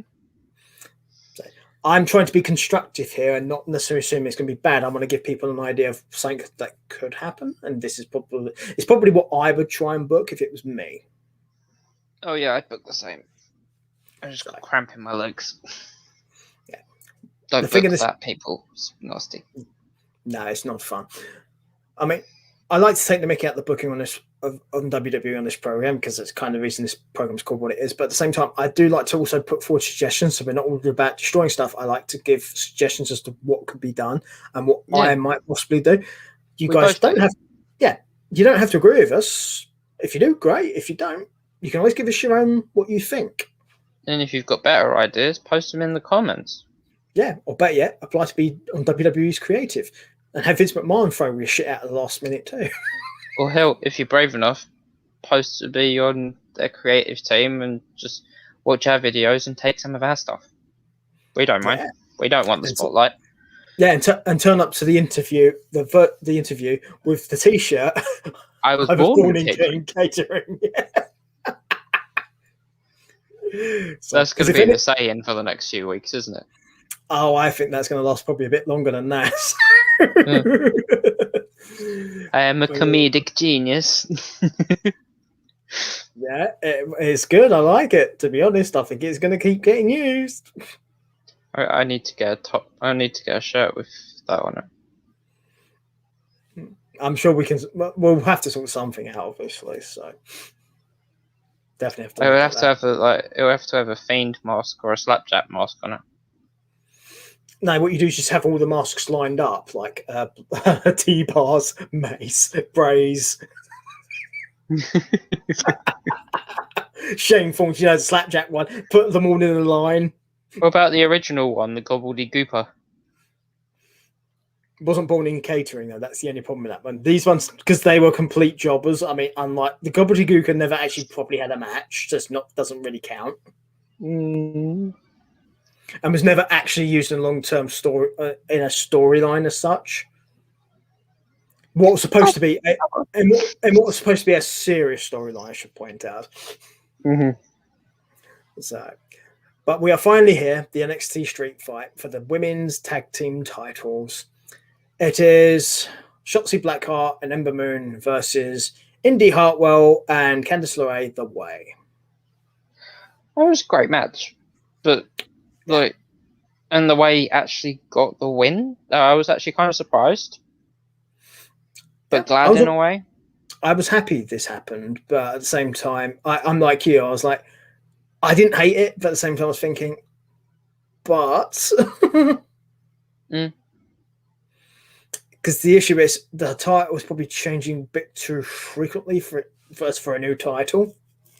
It is kind of like the same story as the women's tag team championships in the main roster. They did change quite frequently, but they change frequently, but these are changing more frequently than they did. Yeah, the only thing I'd say about this in this match, though, when you have these guys, is at least you don't have Ember, Shotzi, Candice, or Indy going, "Oh my hole!" No, and also I'll say this for the tag team champions, for the women that are going after the tag team championships in the main roster. What are they going to do when? Well, can you imagine Shotzi and Ember going up to main roster after losing the tag team championships and going after the main roster tag team championships, winning those, and then Ember's had the NXT tag team championships, the NXT women's championship, and then she wins the Raw and the SmackDown one and the thingy. What kind of champion is she then? Because she can't be Grand Slam. Is she like Mega Ultra Grand Slam Women's Champion? It's the same as Rhea Ripley, because she's the first person to hold the NXT Women's UK Championship, the NXT Championship, and the Raw Women's Championship. So when she hits tag title and SmackDown, then... Right, here's the thing though.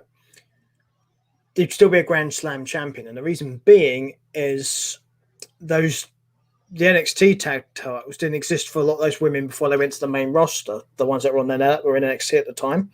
So you've got people like Bayley and Sasha who were an NXT champion, but obviously the NXT women's titles didn't exist when they were there. Yeah. So you can't So that's not down to them. So Bailey is a Grand Slam champion, for example, as is Sasha Banks. Right. But if they was to go back to NXT and win as is Asuka, by the way, you missed one. Yeah. So, but you mentioned Rhea, and this is a good point. Rhea would also still be a Grand Slam champion, just she would have had more titles because it's essentially the same thing. Because the other wrestlers would never have gone to NXT UK to have won that title, and for some of them, that didn't exist then anyway. Yeah, exactly. But you do have modern old Grand Slam champion versions. I mean, look at the men's, for example. There's the new version and there's the old way. Well, I mean, it's the same as if Pete Dunne ever came up to main roster. He was the inaugural. Well, he wasn't the inaugural, but he won the United Kingdom Championship. Who was the inaugural one? Do you remember? Because I do. Tyler Bate. Well done. We share a birthday. What, are you both 2 years old? No, we was the same. We was both the same. We was both the same age when he won the United Kingdom Championship in Blackpool. Yeah, Tyler Bate was 2 years old. If you've seen that guy.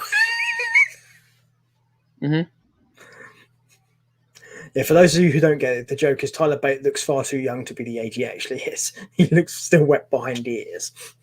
Yeah. But to be fair to Tyler Bate, he'll probably look like that when he's 50. So probably. It's I'll give you an example of there's a couple of wrestlers. There's one very particular wrestler, Arn Anderson, who's looked 35 for 40 years. Yep. Some people just don't age the way everyone else does. I mean, my brother's going to be the same. He's getting grey hair already, and he still looks 12 because he can't grow any facial hair or anything. Sucks to be he looks like Vector from Despicable Me. Right. I need to get him an orange jumper for his birthday or Christmas. Oh boy. But yeah, as Aaron mentioned, the Way won this tag title match. So we'll see what happens with that as a result. Obviously, but especially with the Dexter stuff still being floating around there.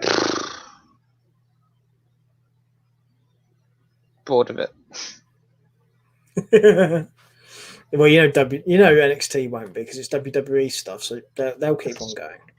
Just like let them get together, kiss or whatever, and just do that. And can we move on already? You mean you want him to give her an Indy Hartwell, huh? Yeah, sure. Okay. But yeah, I gave NXT 7. I think that's fair. Because of the running order could have been better, and some of the finishes of the match could have been better. Yeah, just booking wise. I mean, you heard my issues with NXT, but I didn't have an overall problem with anything. It was just it was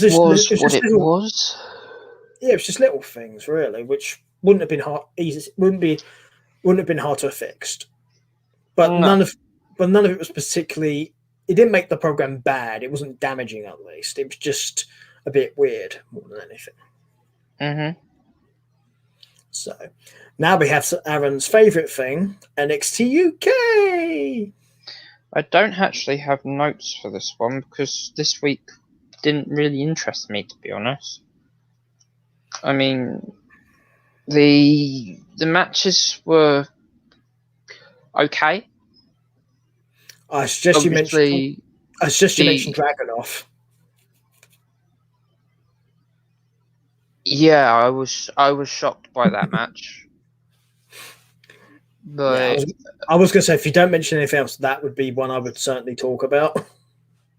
Yeah, Dave Mastiff versus Dragunov. I was expecting a long-bellied bout of pure aggression, and yeah, it was a little bit of a letdown. Because Ilya literally did lose his shit and punched Mastiff straight in the face. Yeah. And broke his nose. And there was quite a lot of blood. So he had a stoppage again. Yeah. So give it a couple of weeks, let the broken nose heal, and I'm sure Mastiff will be back with a bit of a vengeance. The thing for me, though, I'd like different decisions, but that's twice in recent weeks they've done that stoppage thing. I don't think it should be that frequent. This wasn't on purpose this time. This was a general. Oh, clearly it wasn't, but they still could have ended the match differently, is my point. They didn't have to make it a ref stoppage. They could have done something else. Yeah. Because they could have easily have done a quick pinfall or something. It wouldn't have been a problem. But then that would have hurt Mastiff like quite a lot, and he's been on a bit of a losing streak lately as it is. Yeah, but he could always make out that Ilyanov was so despicable and so outraged that he literally just battered him. He didn't realise what he was doing in his own strength, blah blah. It's a way you could build up Dragunov without hurting Mastiff, basically. Or you could have made it so Dragunov got counted out and Mastiff won via DQ. My point is, there's many ways you could have got this. Or Dragunov could have flipped his lid and then hit the referee and got disqualified. There's so many ways you could have got out of this. It wasn't even that Dragunov flipped his lid. He was completely in control of himself. It was a miss hit more than anything. It came off the ropes wrong, and the elbow popped him in the nose. Yeah, but you heard the crack. Yeah, but my point was, there's ways to get out of it, and that's an easy way to do so because we know Dragunov can flip. Yeah. Oh, we can make people flip too. Yeah. Isn't that firsthand? Well, this is my point. It's a way you could have got out without having to have it be a stoppage again. I don't mind stoppages, just don't have them frequently. No, I totally agree. So, I mean, in all fairness to the referee, he probably had to make a very quick call, and he was putting the safety of Mastiff first, which I don't have an issue with. It was quite a quick call. Like that, they saw. It wasn't from what I watched the whole thing, and they ended up having to go to an ad break pretty much straight away because of the amount of blood, and then you didn't see anything because it was literally you just shoved adverts to stop the PG rating going out of the window, which was good and quick thinking, but you didn't see Mastiff or Dragunov again until the ad break was over, and you didn't even see Mastiff because of how bad the damage was to his nose. Yeah, but that's okay. You're trying to do a PG product. That's what you should be doing. I haven't got an issue with that. No, I'm not saying that I have either, but while the adverts were happening, obviously they were changing the canvas cover because the blood didn't want it getting on other competitors, doing the stuff that they needed to do really as quickly as they could, making sure that Mastiff was obviously all right, even though he is a big boy. Broken nose is going to hurt anybody. Yeah, it's something they're doing a lot more now, particularly with COVID and everything. Whenever somebody bleeds, they're trying to replace the canvas. Yeah. So, not a bad thing. But the last match of the night was probably the only other thing that you can really talk about. Is this the loser NXT UK thing? Yeah, the Amir Jordan versus Kenny Omega. Kenny Williams. I was going to say, I think you'll find that's a surprise signing if it is. I was shocked by the outcome due to the fact that Kenny Williams has been across the pond already and has more of a good show on 205 Live and stuff like that, so I can see him going there. But Amir Jordan losing was quite a shock to me. I'm not sure what's happening on his side of things, whether or not his contract's expired or not. But I don't know. I think he's still with WWE.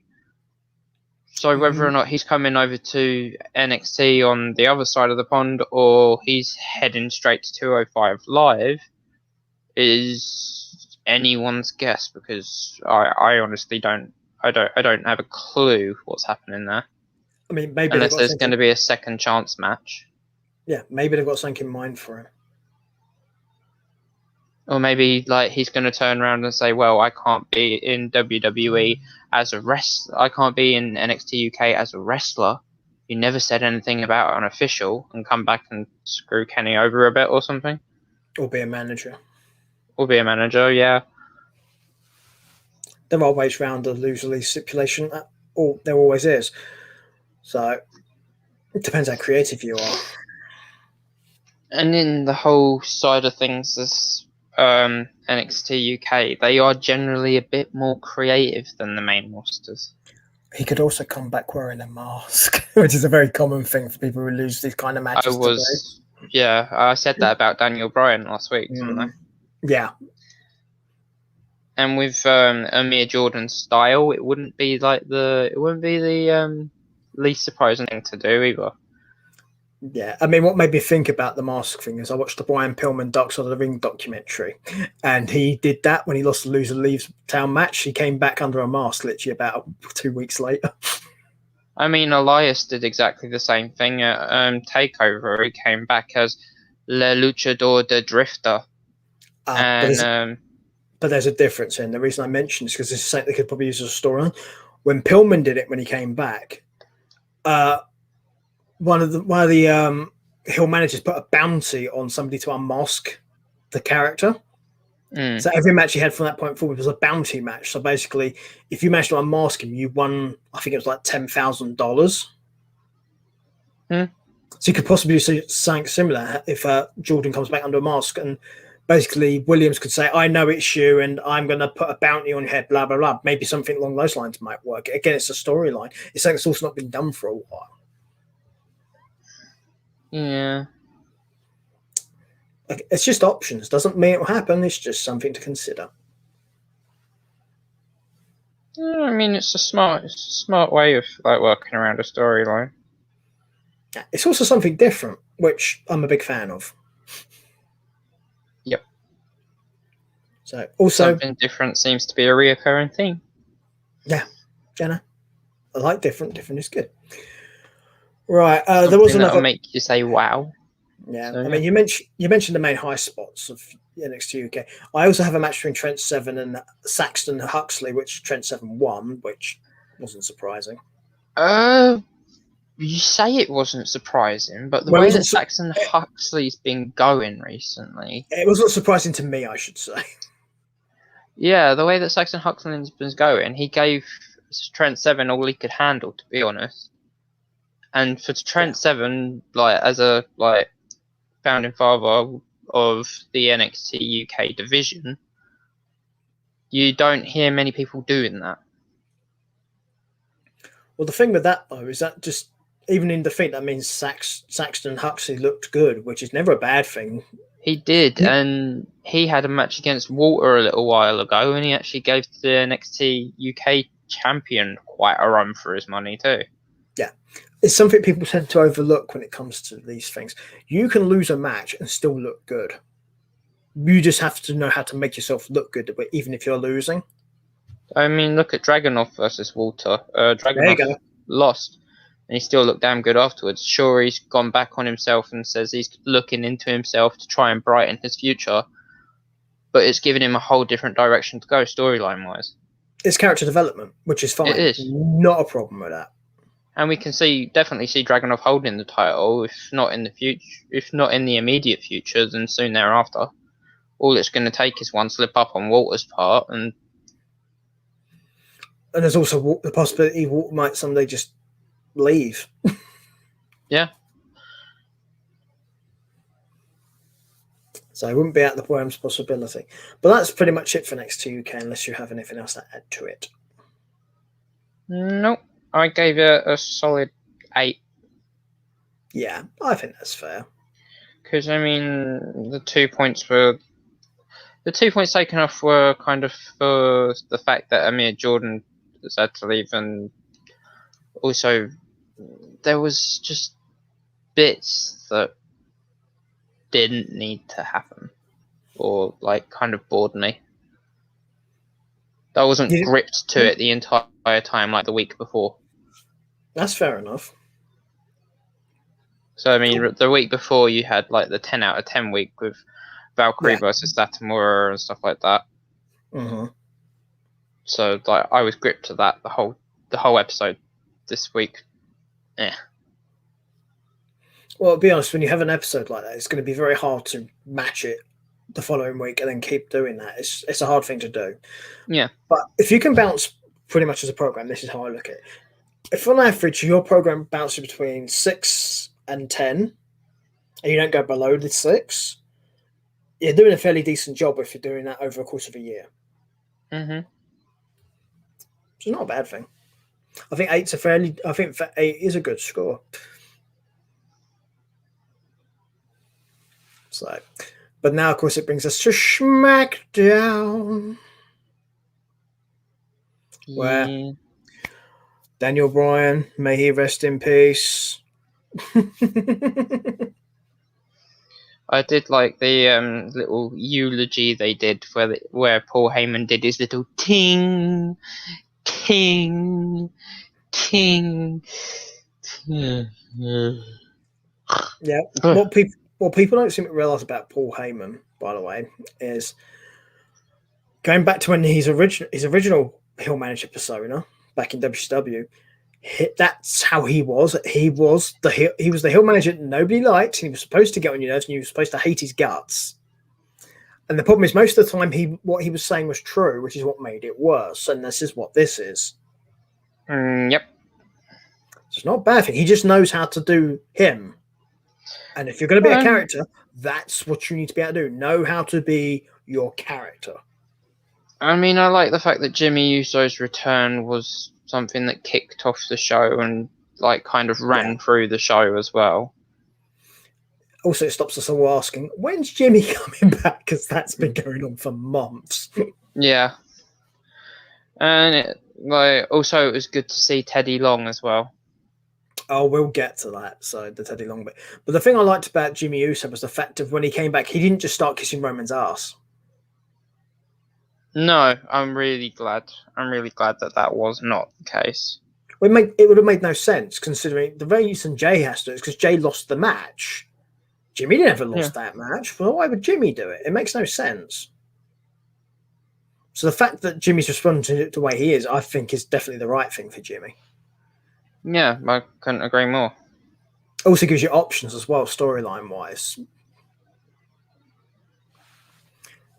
So, eventually, of course, we end up having a match, which is Cesaro against Seth Rollins. Am I fighting you? Oh, sorry. Somebody didn't listen to the sentence. So, was you in WWE booking meeting again? Did you switch off? Yep. Yeah. So Cesaro versus Seth Rollins again. Mm-hmm. But can I just say, minus the fact that Cesaro didn't swing him as much as he did at WrestleMania, this match was probably better than their match at WrestleMania. Because he wasn't focusing so much on the fact that Cesaro said, "Oh, I'm going to swing you so many times." So he wasn't like focused on the swing. He wasn't waiting for the swing. This was an organic match that, like, even though there was hype because Teddy Long announced that if he won, he was going to get the championship match, but he didn't say anything about Rollins winning. So you knew that Cesaro was going to win this match. Yeah, what surprised me is that Teddy didn't actually slip up and go, if you win this match, you will end up going one-on-one with The Undertaker, which is what he used to do with every SmackDown he was GM of. If you did something wrong, he was either going to put you in a tag team match or he was going to fight The Undertaker. That was pretty much what he used to do when he was general manager of SmackDown. It was one of those two things. But it was definitely a better match. But I think the reason why Cesaro had to do the swinging thing at Mania is if you're going to make, as a babyface, if you're going to say you're going to do something like that, you need to do it. Yeah. Otherwise, it makes the babyface look very, very bad because you want the babyface to follow through on what they say. You don't want them to be like, oh, I'm going to say this, but it's not true, because that's a heel tactic. You'd expect Yeah. Rollins to say that, because Rollins would be like, oh, I'm going to swing him. And then he goes through and goes, I'm not doing it for you, people. You'd expect that from Rollins, because he's the heel. Cesaro should be trying to do the swinging thing, but I do think it's better they didn't have to focus on that. So I would agree with you on that. By that alone, it definitely made it a more... The match flowed better as a result. Yeah, I totally agree. So, and Cesaro won, which is never a bad thing because I like Cesaro. So, I mean, it was a really good match, to be honest. Yeah, it's definitely worth watching. I would definitely say that for it. Yeah, probably won't be like spotlighted like half the other stuff this week will be, but it was one of those hidden gems that you'd happily watch again, match-wise. Yeah, it probably just means the two of them are going to get added to a triple threat match at Backlash. Probably going to get whiplash from all these triple threat matches. You do, yeah, people, just to warn you, I'm pretty sure pretty much every match is going to end up being triple threated. Yes. Because that seems to be the thing. Apparently, WWE booking are stuck on Control C, Control V, Control C, Control V, Control C, Control V.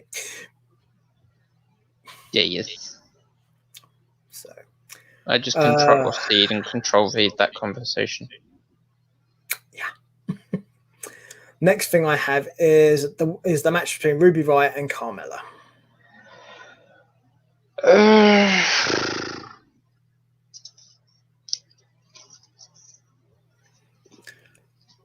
Only good thing I can say about this match is Ruby won.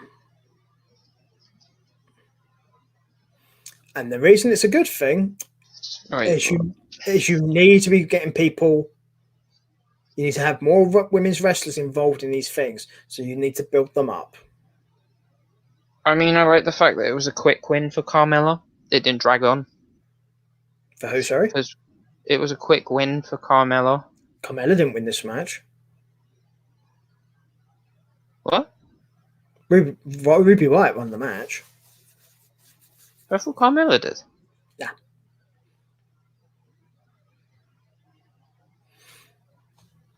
Hey, Carmella, did she put Ruby in the Code of Silence?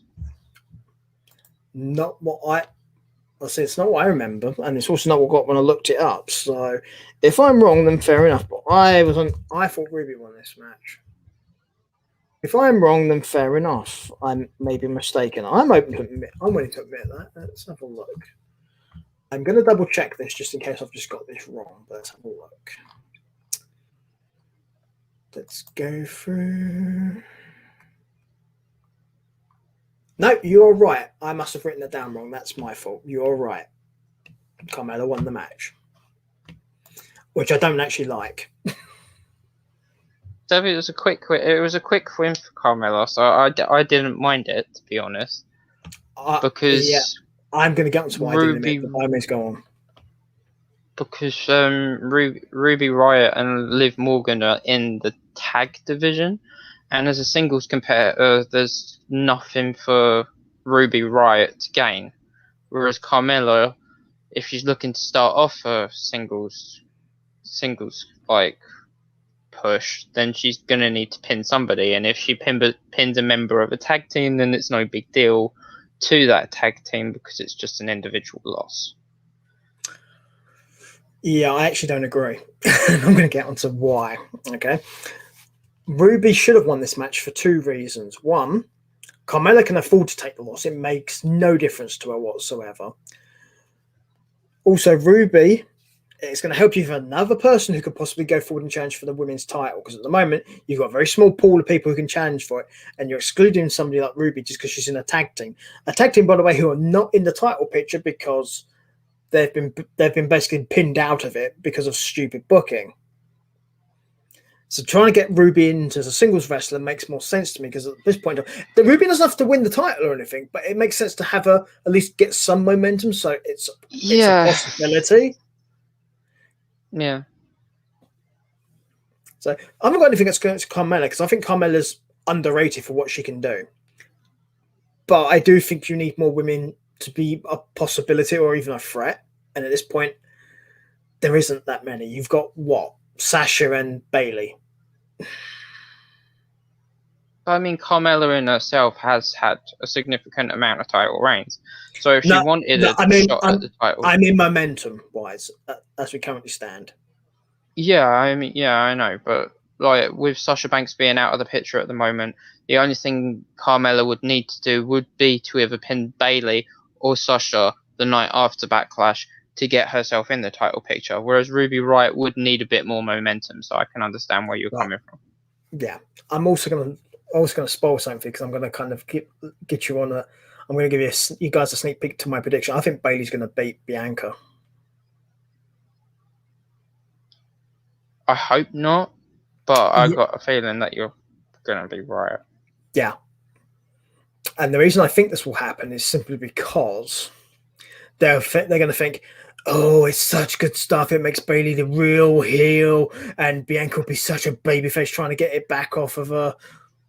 And then they'll bring back Sasha to fight Bayley at SummerSlam. Nobody wants to see that match again. But it's what they're going to do. That's what I think anyway. Don't like it. Yeah, do I think you're wrong with that opinion? No. But do I think that what I said is going to happen? More than likely. They're not creative with this thing. But this is also the other problem I have. This is a similar issue that you have with Ruby Riott. If you're going to put the title on Bianca, you need to have her be strong. And that's not happening. And there's another bit in this which actually follows this match as it happens in relation to this as to why Bianca is being made to look very bad. Yeah. And that's the thing with Bayley. This was not good. No. I understand you want to put Bayley as Bayley's going to be the next person to wrestle. I understand you want to have them have a face-off maybe, but at the same time you don't need them to do what happened here. This was a bit weird to happen at this point. If you're going to have something like this happen, literally have it the SmackDown before the pay-per-view. Because that way when Bianca comes out to the ring for the pay-per-view, she's full of piss and fire and wants to beat the crap out of her. A fiery baby face. That's what I think you should want from Bianca Belair in this match, as opposed to it happening weeks beforehand where either going to get copy and paste for the next 2 weeks or so, or they're going to end up doing something really, really stupid, which no WWE in booking, it probably is what's going to happen. Yeah, that's my opinion anyway. That's fair enough. So, I'm judging this on the way they booked the match up to Mania between her and Sasha. Which was terribly booked. Not the fault of either competitor, but the booking was atrocious.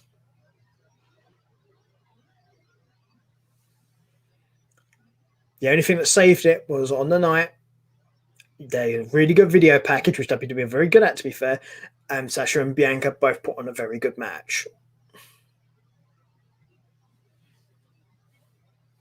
Yeah, I mean, it wasn't the worst match of Mania, I'll give it that.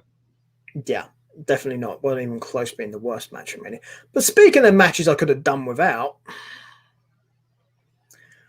why have we got Dominic Mysterio versus Dolph Ziggler? Explain this to me, please. Because we have a championship match at Backlash that just appeared out of history thirst. It's the best way I can kind of reason for it. Yeah, also, if you're going to have a babyface team challenge a heel champion, don't have the babyface beat the heel. Especially clean. Yeah. If you're going to have it happen, have Ziggler get disqualified. Or have Dominic beat him at his own game, maybe? A little bit of heel action? No. I understand where you're going from, but I'll tell you what I would do. Either get Rude to interfere on Ziggler's behalf, easy, dirty heat for the heel, or Ziggler beats Dominic, but does it with Rude's help and the referee doesn't spot it. I suppose. And then the Mysterios have a legitimate gripe against them, as well as winning the titles. So it intensifies the feud, and you can build upon that in the lead up to the pay-per-view. That's my look at it. I mean, you did start to mention yours, what you'd do. So what would you do? I mean, you said about Dominic beating him at his own game. Well, I mean, Ziggler's a heel. Yes. Get Dominic to pull a little bit of Latino heat. We lie, we cheat, we steal action on him. Oh, you mean like do what his dad would have done? Yeah. I'm not sure Aaron gets that, but I'll explain it in a minute. I do get it.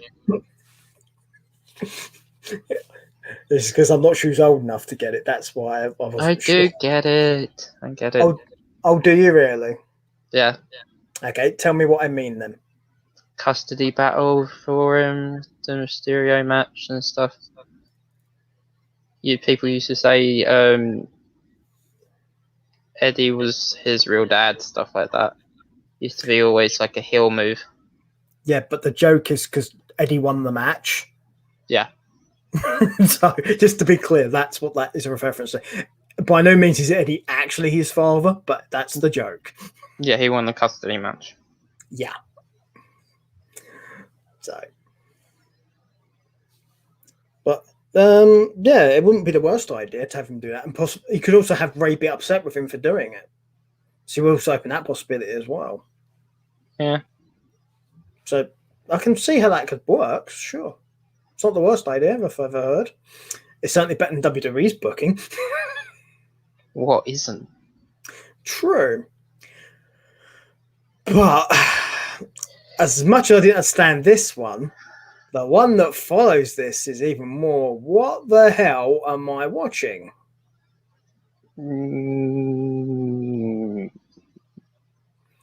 Tamina versus Reginald. Don't even get me started. Don't. Just. Why? But why?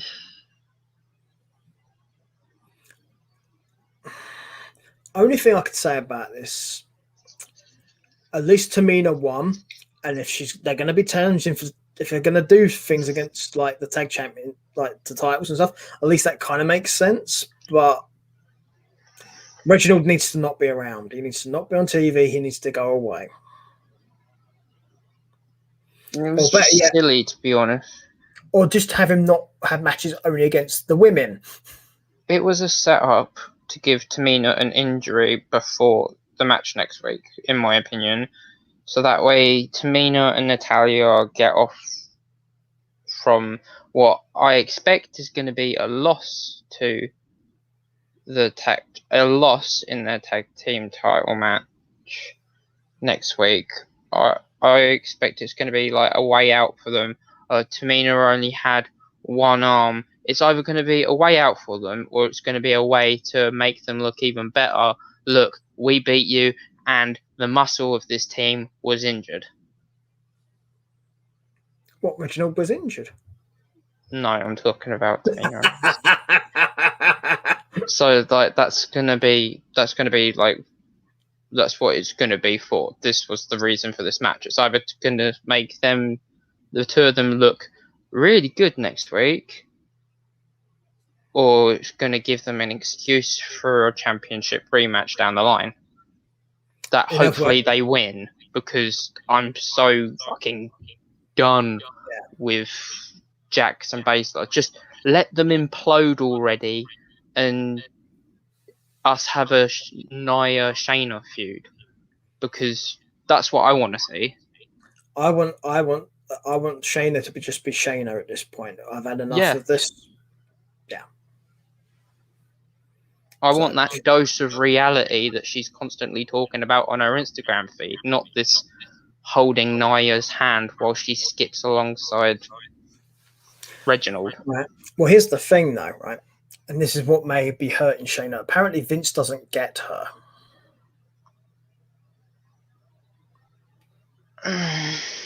Yeah.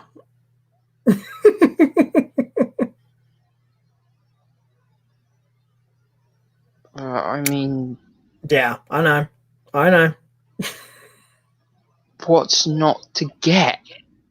I know. I This also being the same man who loves Ronda Rousey. Just to point this out.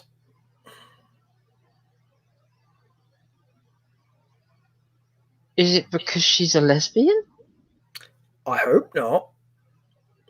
Because I mean, that's the only thing I can really say the difference is between Ronda Rousey and Shayna Baszler, because they're both straight hitting "I will break you" kind of people.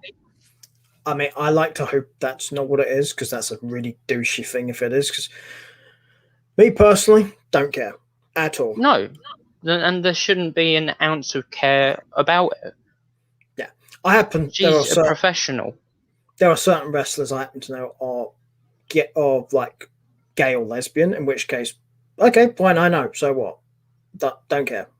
Yeah, I mean, that's the only thing that I can think that's different, personal or professional wise, to Shayna and Ronda Rousey.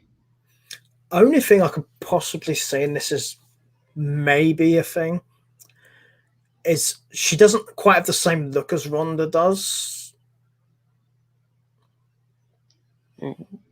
Shayna looks more confused a lot of the time than she does intense. Yeah, but that's just Shayna. That's the way she is. Yeah, but I think that may be something, because facials is a big thing in wrestling and body language. And the problem is, if she doesn't look like a killer all the time, like Ronda does. Shayna just doesn't care.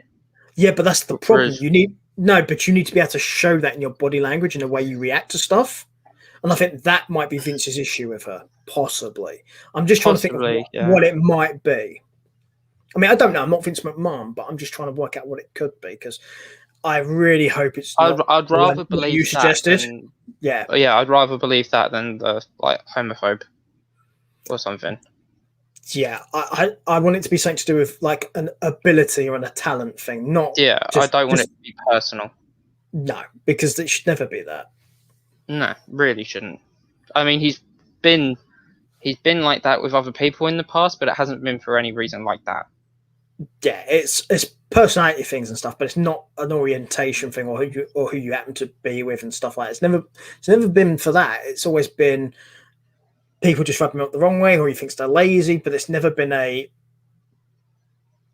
issue in that regard. So I'm hoping it's not that, and it is something else like what I suggested, or something similar along those lines, maybe. So, but anyway, we now have a 10-man tag. I don't know what the point of this main event was, to be honest. I get Owens versus Apollo and Sami Zayn because of the IC title picture, but all the others just seem to be a bit of a random booking. You could blame Teddy Long, but let's face it, we know he was just scripted for the fun of the throwback night. Oh yeah. But the match was chaos and fun in ways, but booking crap. I mean, a good win for Corbin. It made him look strong, and maybe he'll throw him in the title picture, in future, possibly for the IC title. Okay, I think one of the contenders for it. I think, to be fair, if you're going to have Corbin involved for any title, you want it to be a mid-card title. So the IC one's not out of possibility for Corbin, I think. Yeah, I mean, in that way, it opened the door for him, and I liked that happened. Yeah. But yeah, I mean, I don't see why the Alpha Academy was involved. I don't see why the Street Profits were involved. If it was going to be anything, it could have been a 6-man tag, but a 10 tag just seemed too much. I mean, I like the fact that the Street Profits were in it because obviously Street Profits, they bring the energy. And I liked the fact that I didn't see why, but the Alpha Academy were in there. Maybe just sure. I'm guessing the Alpha Academy are in there to balance out the Street Profits, but I'm guessing both teams are in there because obviously neither of them are going against the Dirty Dogs right now. So I've got to give them something to do. I'm guessing that's what it was. Yeah, it was literally just making this kind of seem like a really big main event, but at the same time, you could have made it a smaller sized match. You could have had Naka, Owens, and people more attention. Yeah, you said it before. Yeah. You could have had Naka, Owens, Big E versus Zayn, Cruz, and Corbin. It would have worked. Yeah, and it would have given more attention to the people in that match, given more attention to the IC title picture, because you already had the tag team title picture highlighted earlier with Dominic versus Dolph Ziggler, even though it was supposed to be Dolph Ziggler versus Rey Mysterio, which we've seen like the previous week before. And for decades at this point. So. And for decades at this point as well. Yeah. But we'd seen something to do with the tag team title picture. Well, you could always... I'll say what you could always... Yeah. I'll say what you always could have done is pulled the Alpha Academy and Street Profits out of this match and just had Montez Ford versus Chad Gable. Yeah. I'd be happy with that. Mm-hmm. So, but I would say I think the main event really is what happens at the end of the show. Yeah. Because I liked this because it made Cesaro look good. I enjoyed it as well, to be honest. And the thing is, if you're going to have a babyface threatening a heel faction, they need to do something like this. Not every week, but it needs to be established that it can happen. Yeah. So, yes. So basically, Cesaro basically takes down Reigns and the Usos. Not a bad thing, especially if you're trying to build up to a title match. No. So, and also you're trying to build up a new baby face, which is never a bad thing. Because if you're going to build up a baby face like this, you need to go against the biggest heel on the roster, and that's what Reigns is right now. Yeah. Oh, I got cramp in my leg again. So I think this will work out. Hopefully, this will work out very well for Cesaro. Whether he wins the title or anything is another thing to be debated. But I'm hoping they're trying to make him something at least. So at least he's credible. I mean, he's generally incredible, but being credible at the moment does seem to be a bit of a weak point for him.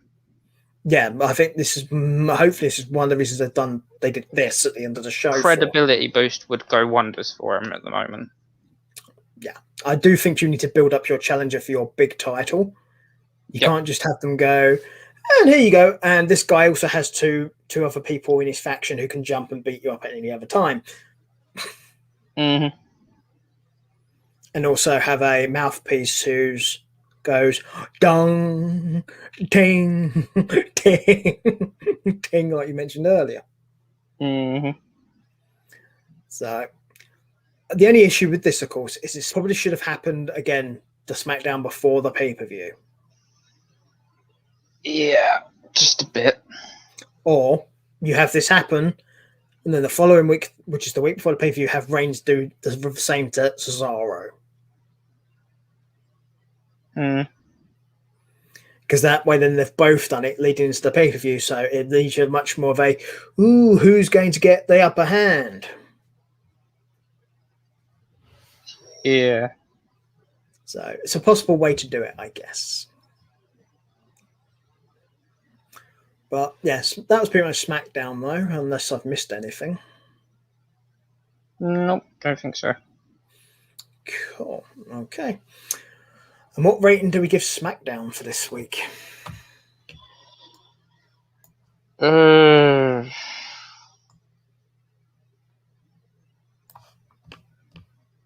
think I was generous and gave it a 7. Because it was better than Raw. Yeah, I was going to say it was better than Raw. Like, quite substantially better than Raw. Also, it's shorter, which does help it. It was probably on the level with NXT, but NXT UK just peaked it for me this week. Yeah, I can understand that. Even with the lack of like a full match between Mastiff and Dragunov, you still saw like the flurry of offense from the two. That kind of just took it over the 7 to the 8 mark. Yeah. The other thing I think, though, with the Mastiff Dragunov thing, I imagine this is the first salvo of a much longer feud that's going to happen, probably. Yeah. So I would definitely give it the benefit of the doubt in that regard. So the NXT brand particularly tends to get the benefit of that because they tend to not to screw this shit up as much.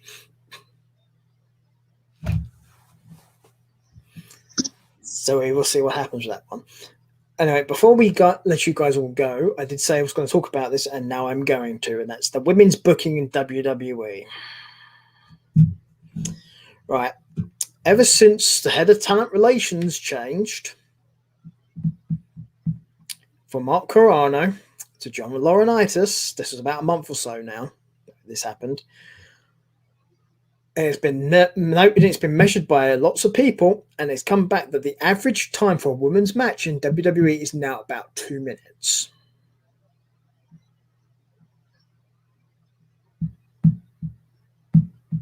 Yeah, sounds about right. It's not good, though. No, it's not. At all. No, not at all.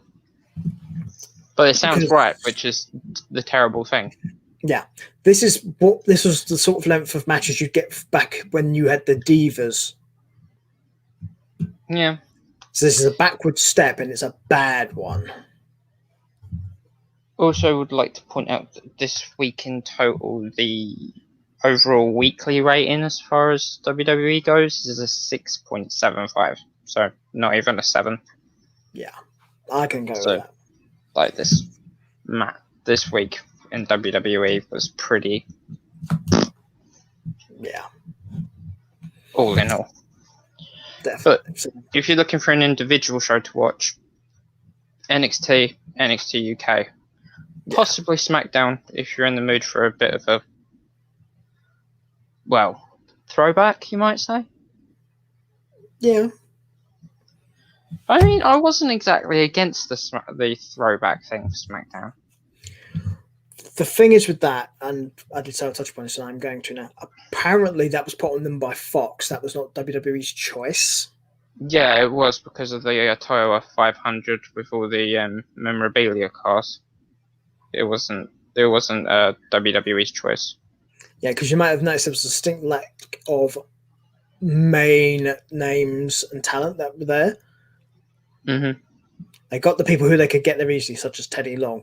And to be fair, Teddy Long's somebody who should be there anyway, because if you're going to have somebody appear for SmackDown as a general manager, he would be the guy. He was the general manager for the longest, and people know who he is. Mm-hmm. But you're missing people like Edge, The Rock, Undertaker, people who are staples of SmackDown. Going back if you're going to do a throwback, but yet none of these people reference we've mentioned. And what makes it worse when you have Edge is still an active wrestler, so why wasn't he at least shown? No idea. It makes no sense to me. You could have even had Jeff Hardy, who was busy on main event with Jinder Mahal. Shoulda. Yeah. Didn't. Yeah, exactly. But I'm going to go back to my women's booking things. I do think it's important to talk about this. I do apologize for interrupting. That's right. What you said was important too. So, I should have let you get to that point first, because that's normally what happens next before I start this sort of a subject. It's okay. But as I was saying, the average women's match is about 2 minutes, which is the same as what it was during the Divas era. And goes back to something you mentioned earlier, Eva Marie. Give Divas a chance, not all red everything. Yeah.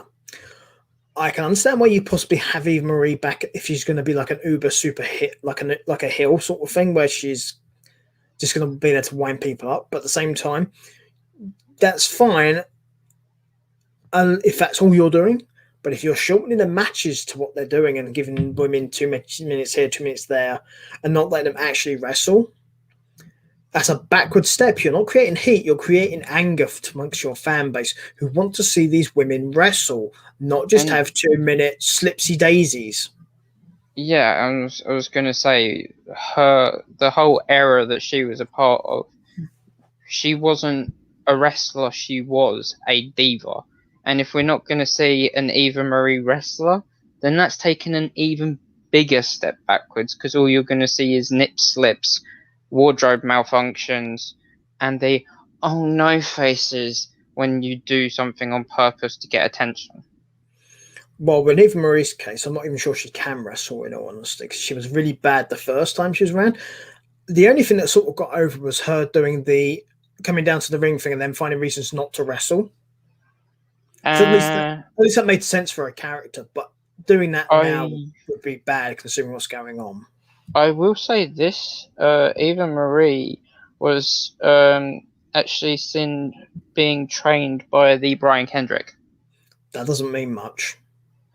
So, no, when she first came to WWE, she was being trained by the Brian Kendrick. Yeah, and I saw her wrestle. And yeah, since then she's actually been training with her husband. How do I put it? She can't polish a turd. Yeah. And I don't like to all the habits that she picked up from the Brian Kendrick hopefully may have gone away. Yeah, I really don't like saying that about anyone, but she never looked like she had any sort of possible ability when it came to wrestling. And it's unfortunate. Good personality to have on a screen as a manager or something, but wrestler, no. Or even have her as an interviewer or something. That at least would make sense to me, but as a wrestler, no. I'm sorry, I'm starting to feel a little bit fuzzy, so I needed to grab something real quick. Oh, no worries. We won't be too much longer anyway. This is just a sounding off subject before we finish anyway. Yeah, it's just like when my sugar gets a bit, I start. Yeah, no worries. But we've been about 2.5 hours anyway, and I don't really like going longer than that. So it was more of a case of I thought this was important to talk about because I think it's an issue that people need to do something about, because you can't have the women have these kind of matches. It's terrible. And then you can't then bring in a gimmick like Eva Marie and have it that cause more damage to the perception of it, because then you're just going back to people just thinking, oh, well, they're swimsuit models. It doesn't matter if they can wrestle. Especially after you got rid of the Iconics. And Mickie James. Yeah. Because that's just looking like... What I want to know is, did they sign her before or after they released those 3 women? Before. They signed Eva Marie before they released. Yeah. WWE are idiots. According to what I understand from what I've been told, it was before. They just hadn't put her on telly yet, but it'd been a few months. WWE are idiots. With talent like that, getting rid of talent like that. And Chelsea Green. You've got Chelsea Green, who never got to be on TV properly. Yeah. And then you've got Shayna Baszler, who's not being given the chance to do anything constructive. Scarlett Bordeaux. Oh yeah, my favourite subject of Scarlett Bordeaux needs to be in the ring wrestling. Mm-hmm. And Bayley's not had a proper match in ages. Nope. Nikki Cross. Yeah, there's a really big crime right there. Why the hell isn't Nikki Cross on telly? Mm. So there's a lot of things you're going to do there. I'll give them a pass for Sonya Deville because I think Sonya's thing is more to do with stuff that's happening outside of wrestling.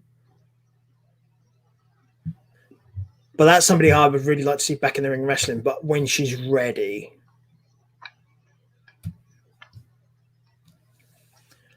So, I mean, the other thing as well, if this is what's going to happen with Eva Marie, I mean, what happens if they bring back Paige, who was one of the biggest proponents of the women wrestling as opposed to being divas thing? I can see Eva getting the taste slapped out of her mouth. Yeah, because I would say, unlike Eva Marie, Paige was brought up in a wrestling family. She's a member of the Knight dynasty, and the Knights don't take shit from people. That's just not their thing. No. So, not to mention, Paige was one of the people who brought receipts back to WWE. There you go. So, just something to bear in mind. And for those of you who don't know what a receipt is, if you get hurt while training in the PC Center, whether it's an accident or not, you get to hurt that person back. If you want a much more well-known receipt that took place actually on live television, Braun Strowman accidentally kneed Brock Lesnar in the head. The very next move was Brock Lesnar punching Strowman in the face. That was a receipt. You can probably find this match very easily by doing a search for it. That's a receipt.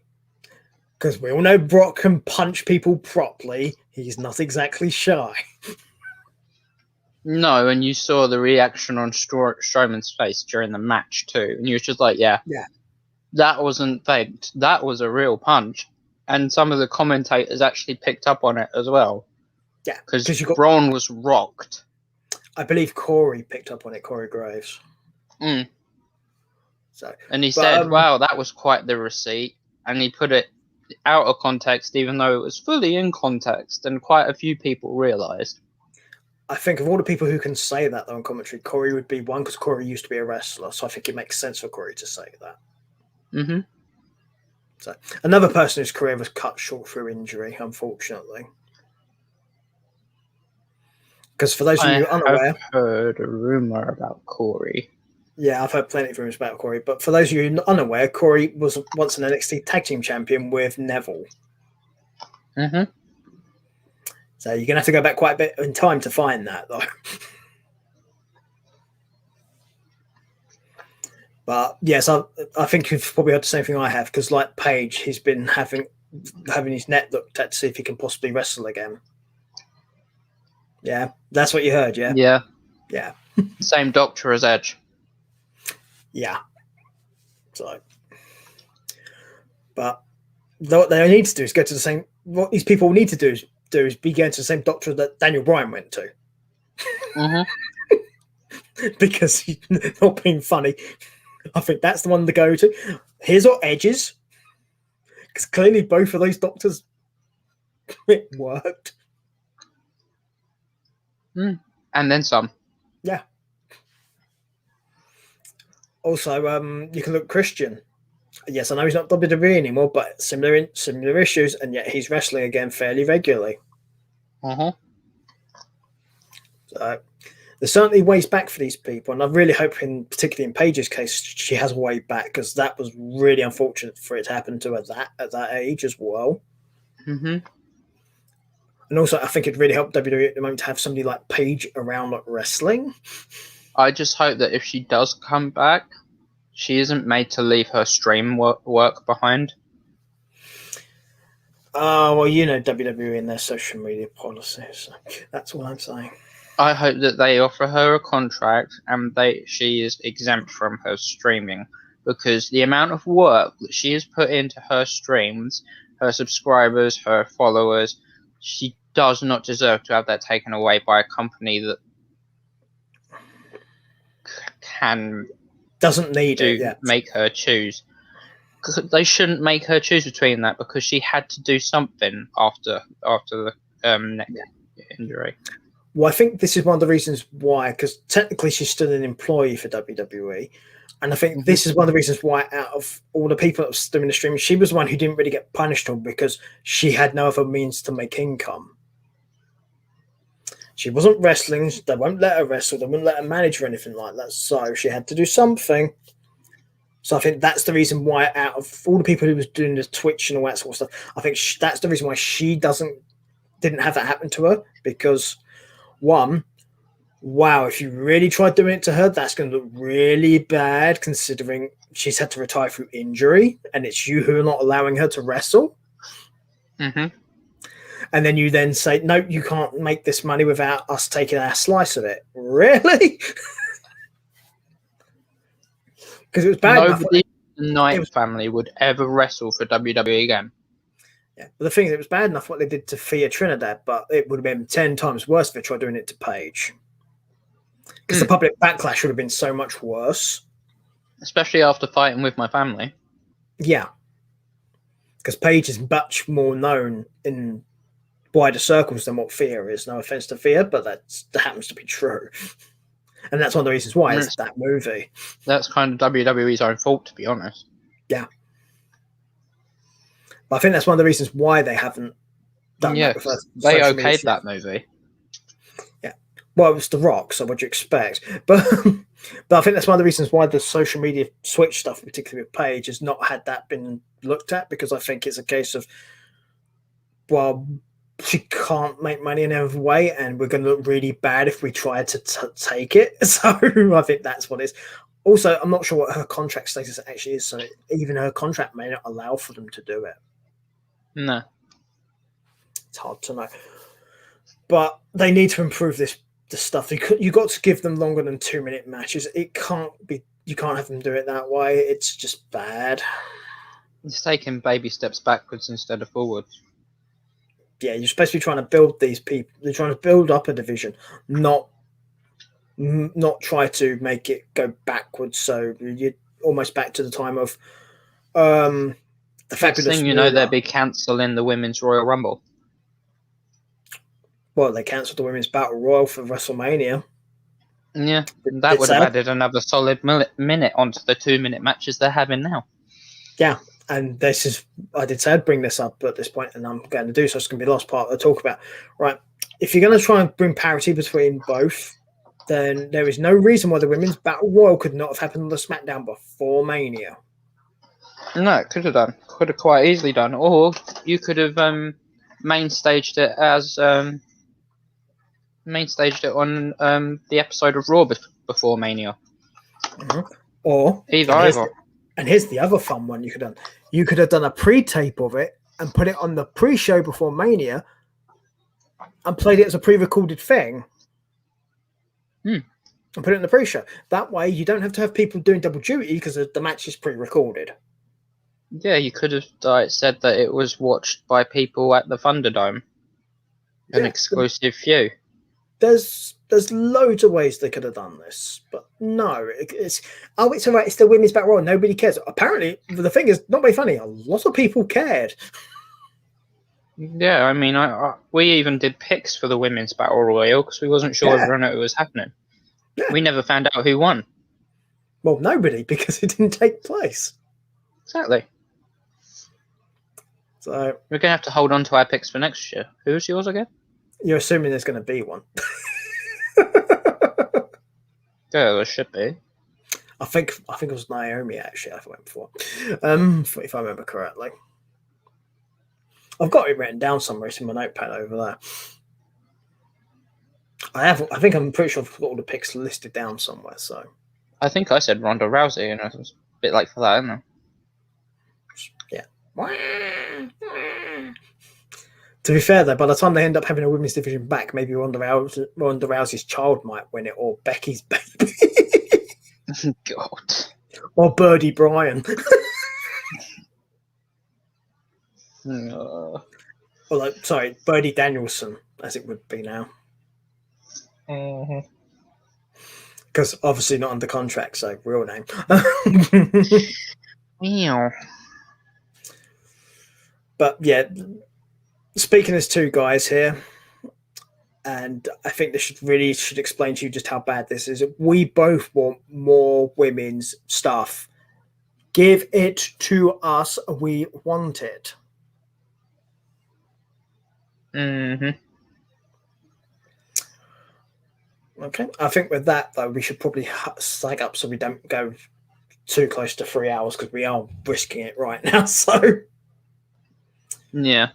Right. And with that, we will go back with the outro. So we have Aaron's charity for the month, which is the Anxiety UK.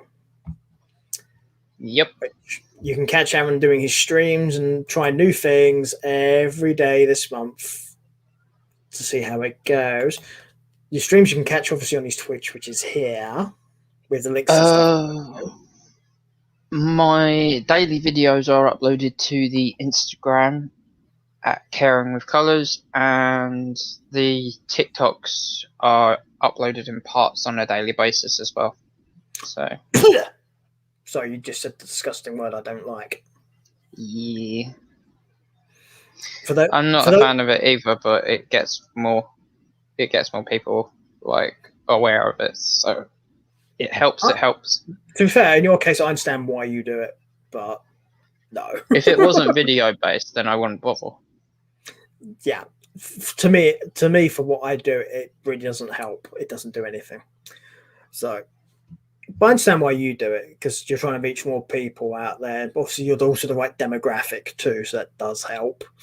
Yeah, I mean, I got a few extra followers today on Twitch. I still can't believe I went from 463 followers to 63 followers in less than a week. I was like, I just felt like my heart sink. I was like, wow. Okay.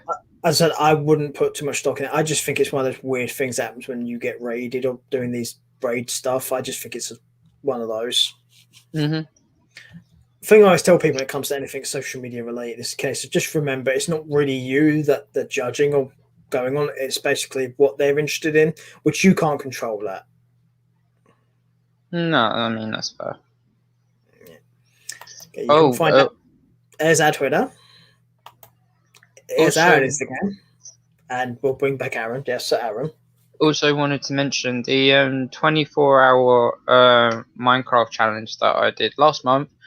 We hit our target. We raised £57 for the National Autistic Society. And the 24-hour Minecraft challenge is up on YouTube if you fancy wasting 24 hours of your time. Give it a watch.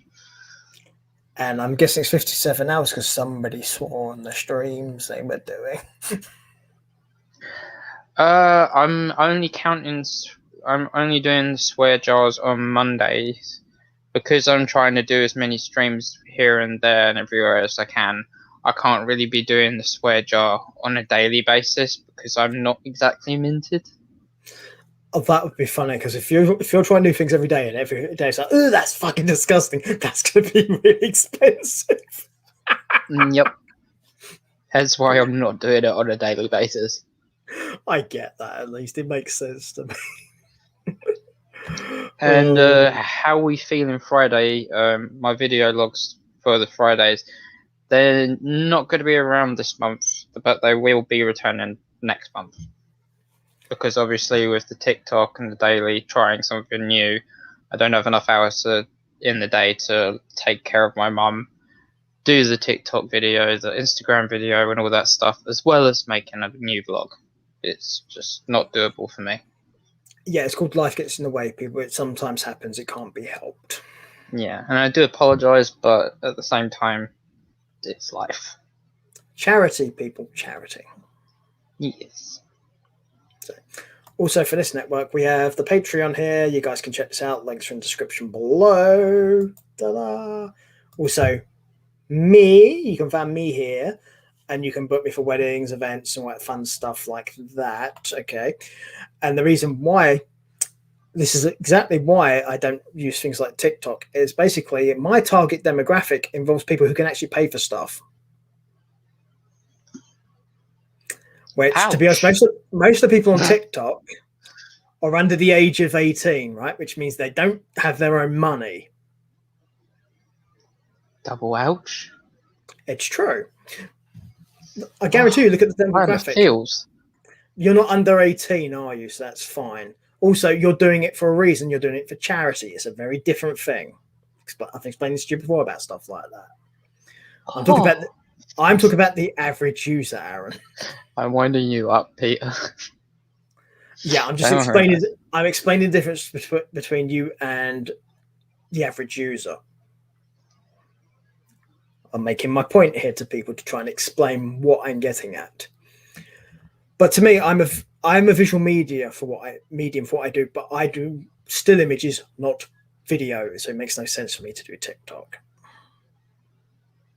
It's as simple as that. You'll find the company stuff on Instagram, Facebook, and Twitter, and the website. It's the only places you really need to go for that stuff. Simple as that. Aaron, of course, you can find Aaron on TikTok, Instagrams, Facebooks, Twitch, YouTube. Yes, YouTube, of course, because YouTube is usually where the videos are for the trying stuff. I don't know if I've uploaded the last couple, to be honest. They seem to be getting more views on TikTok than they do YouTube, which is surprising, to be honest, but it might be something to do with the hashtags, to be honest. It could also be the length of the videos. You never know. There's some weird things that give you different results. So, but with that, people, we're going to let you guys all go and see how we do. And we'll see you next weekend for more fun stuff for 50/50 booking. Me, however, you'll see tomorrow for High Spot, so people who want to watch anything non-WWE stuff, I'll be covering that then. And on Saturday will be the Broken Film Show. And next Sunday, of course, is 50/50 booking again, where I get to see Aaron again.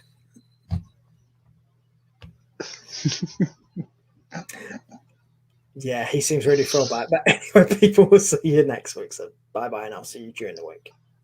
See ya.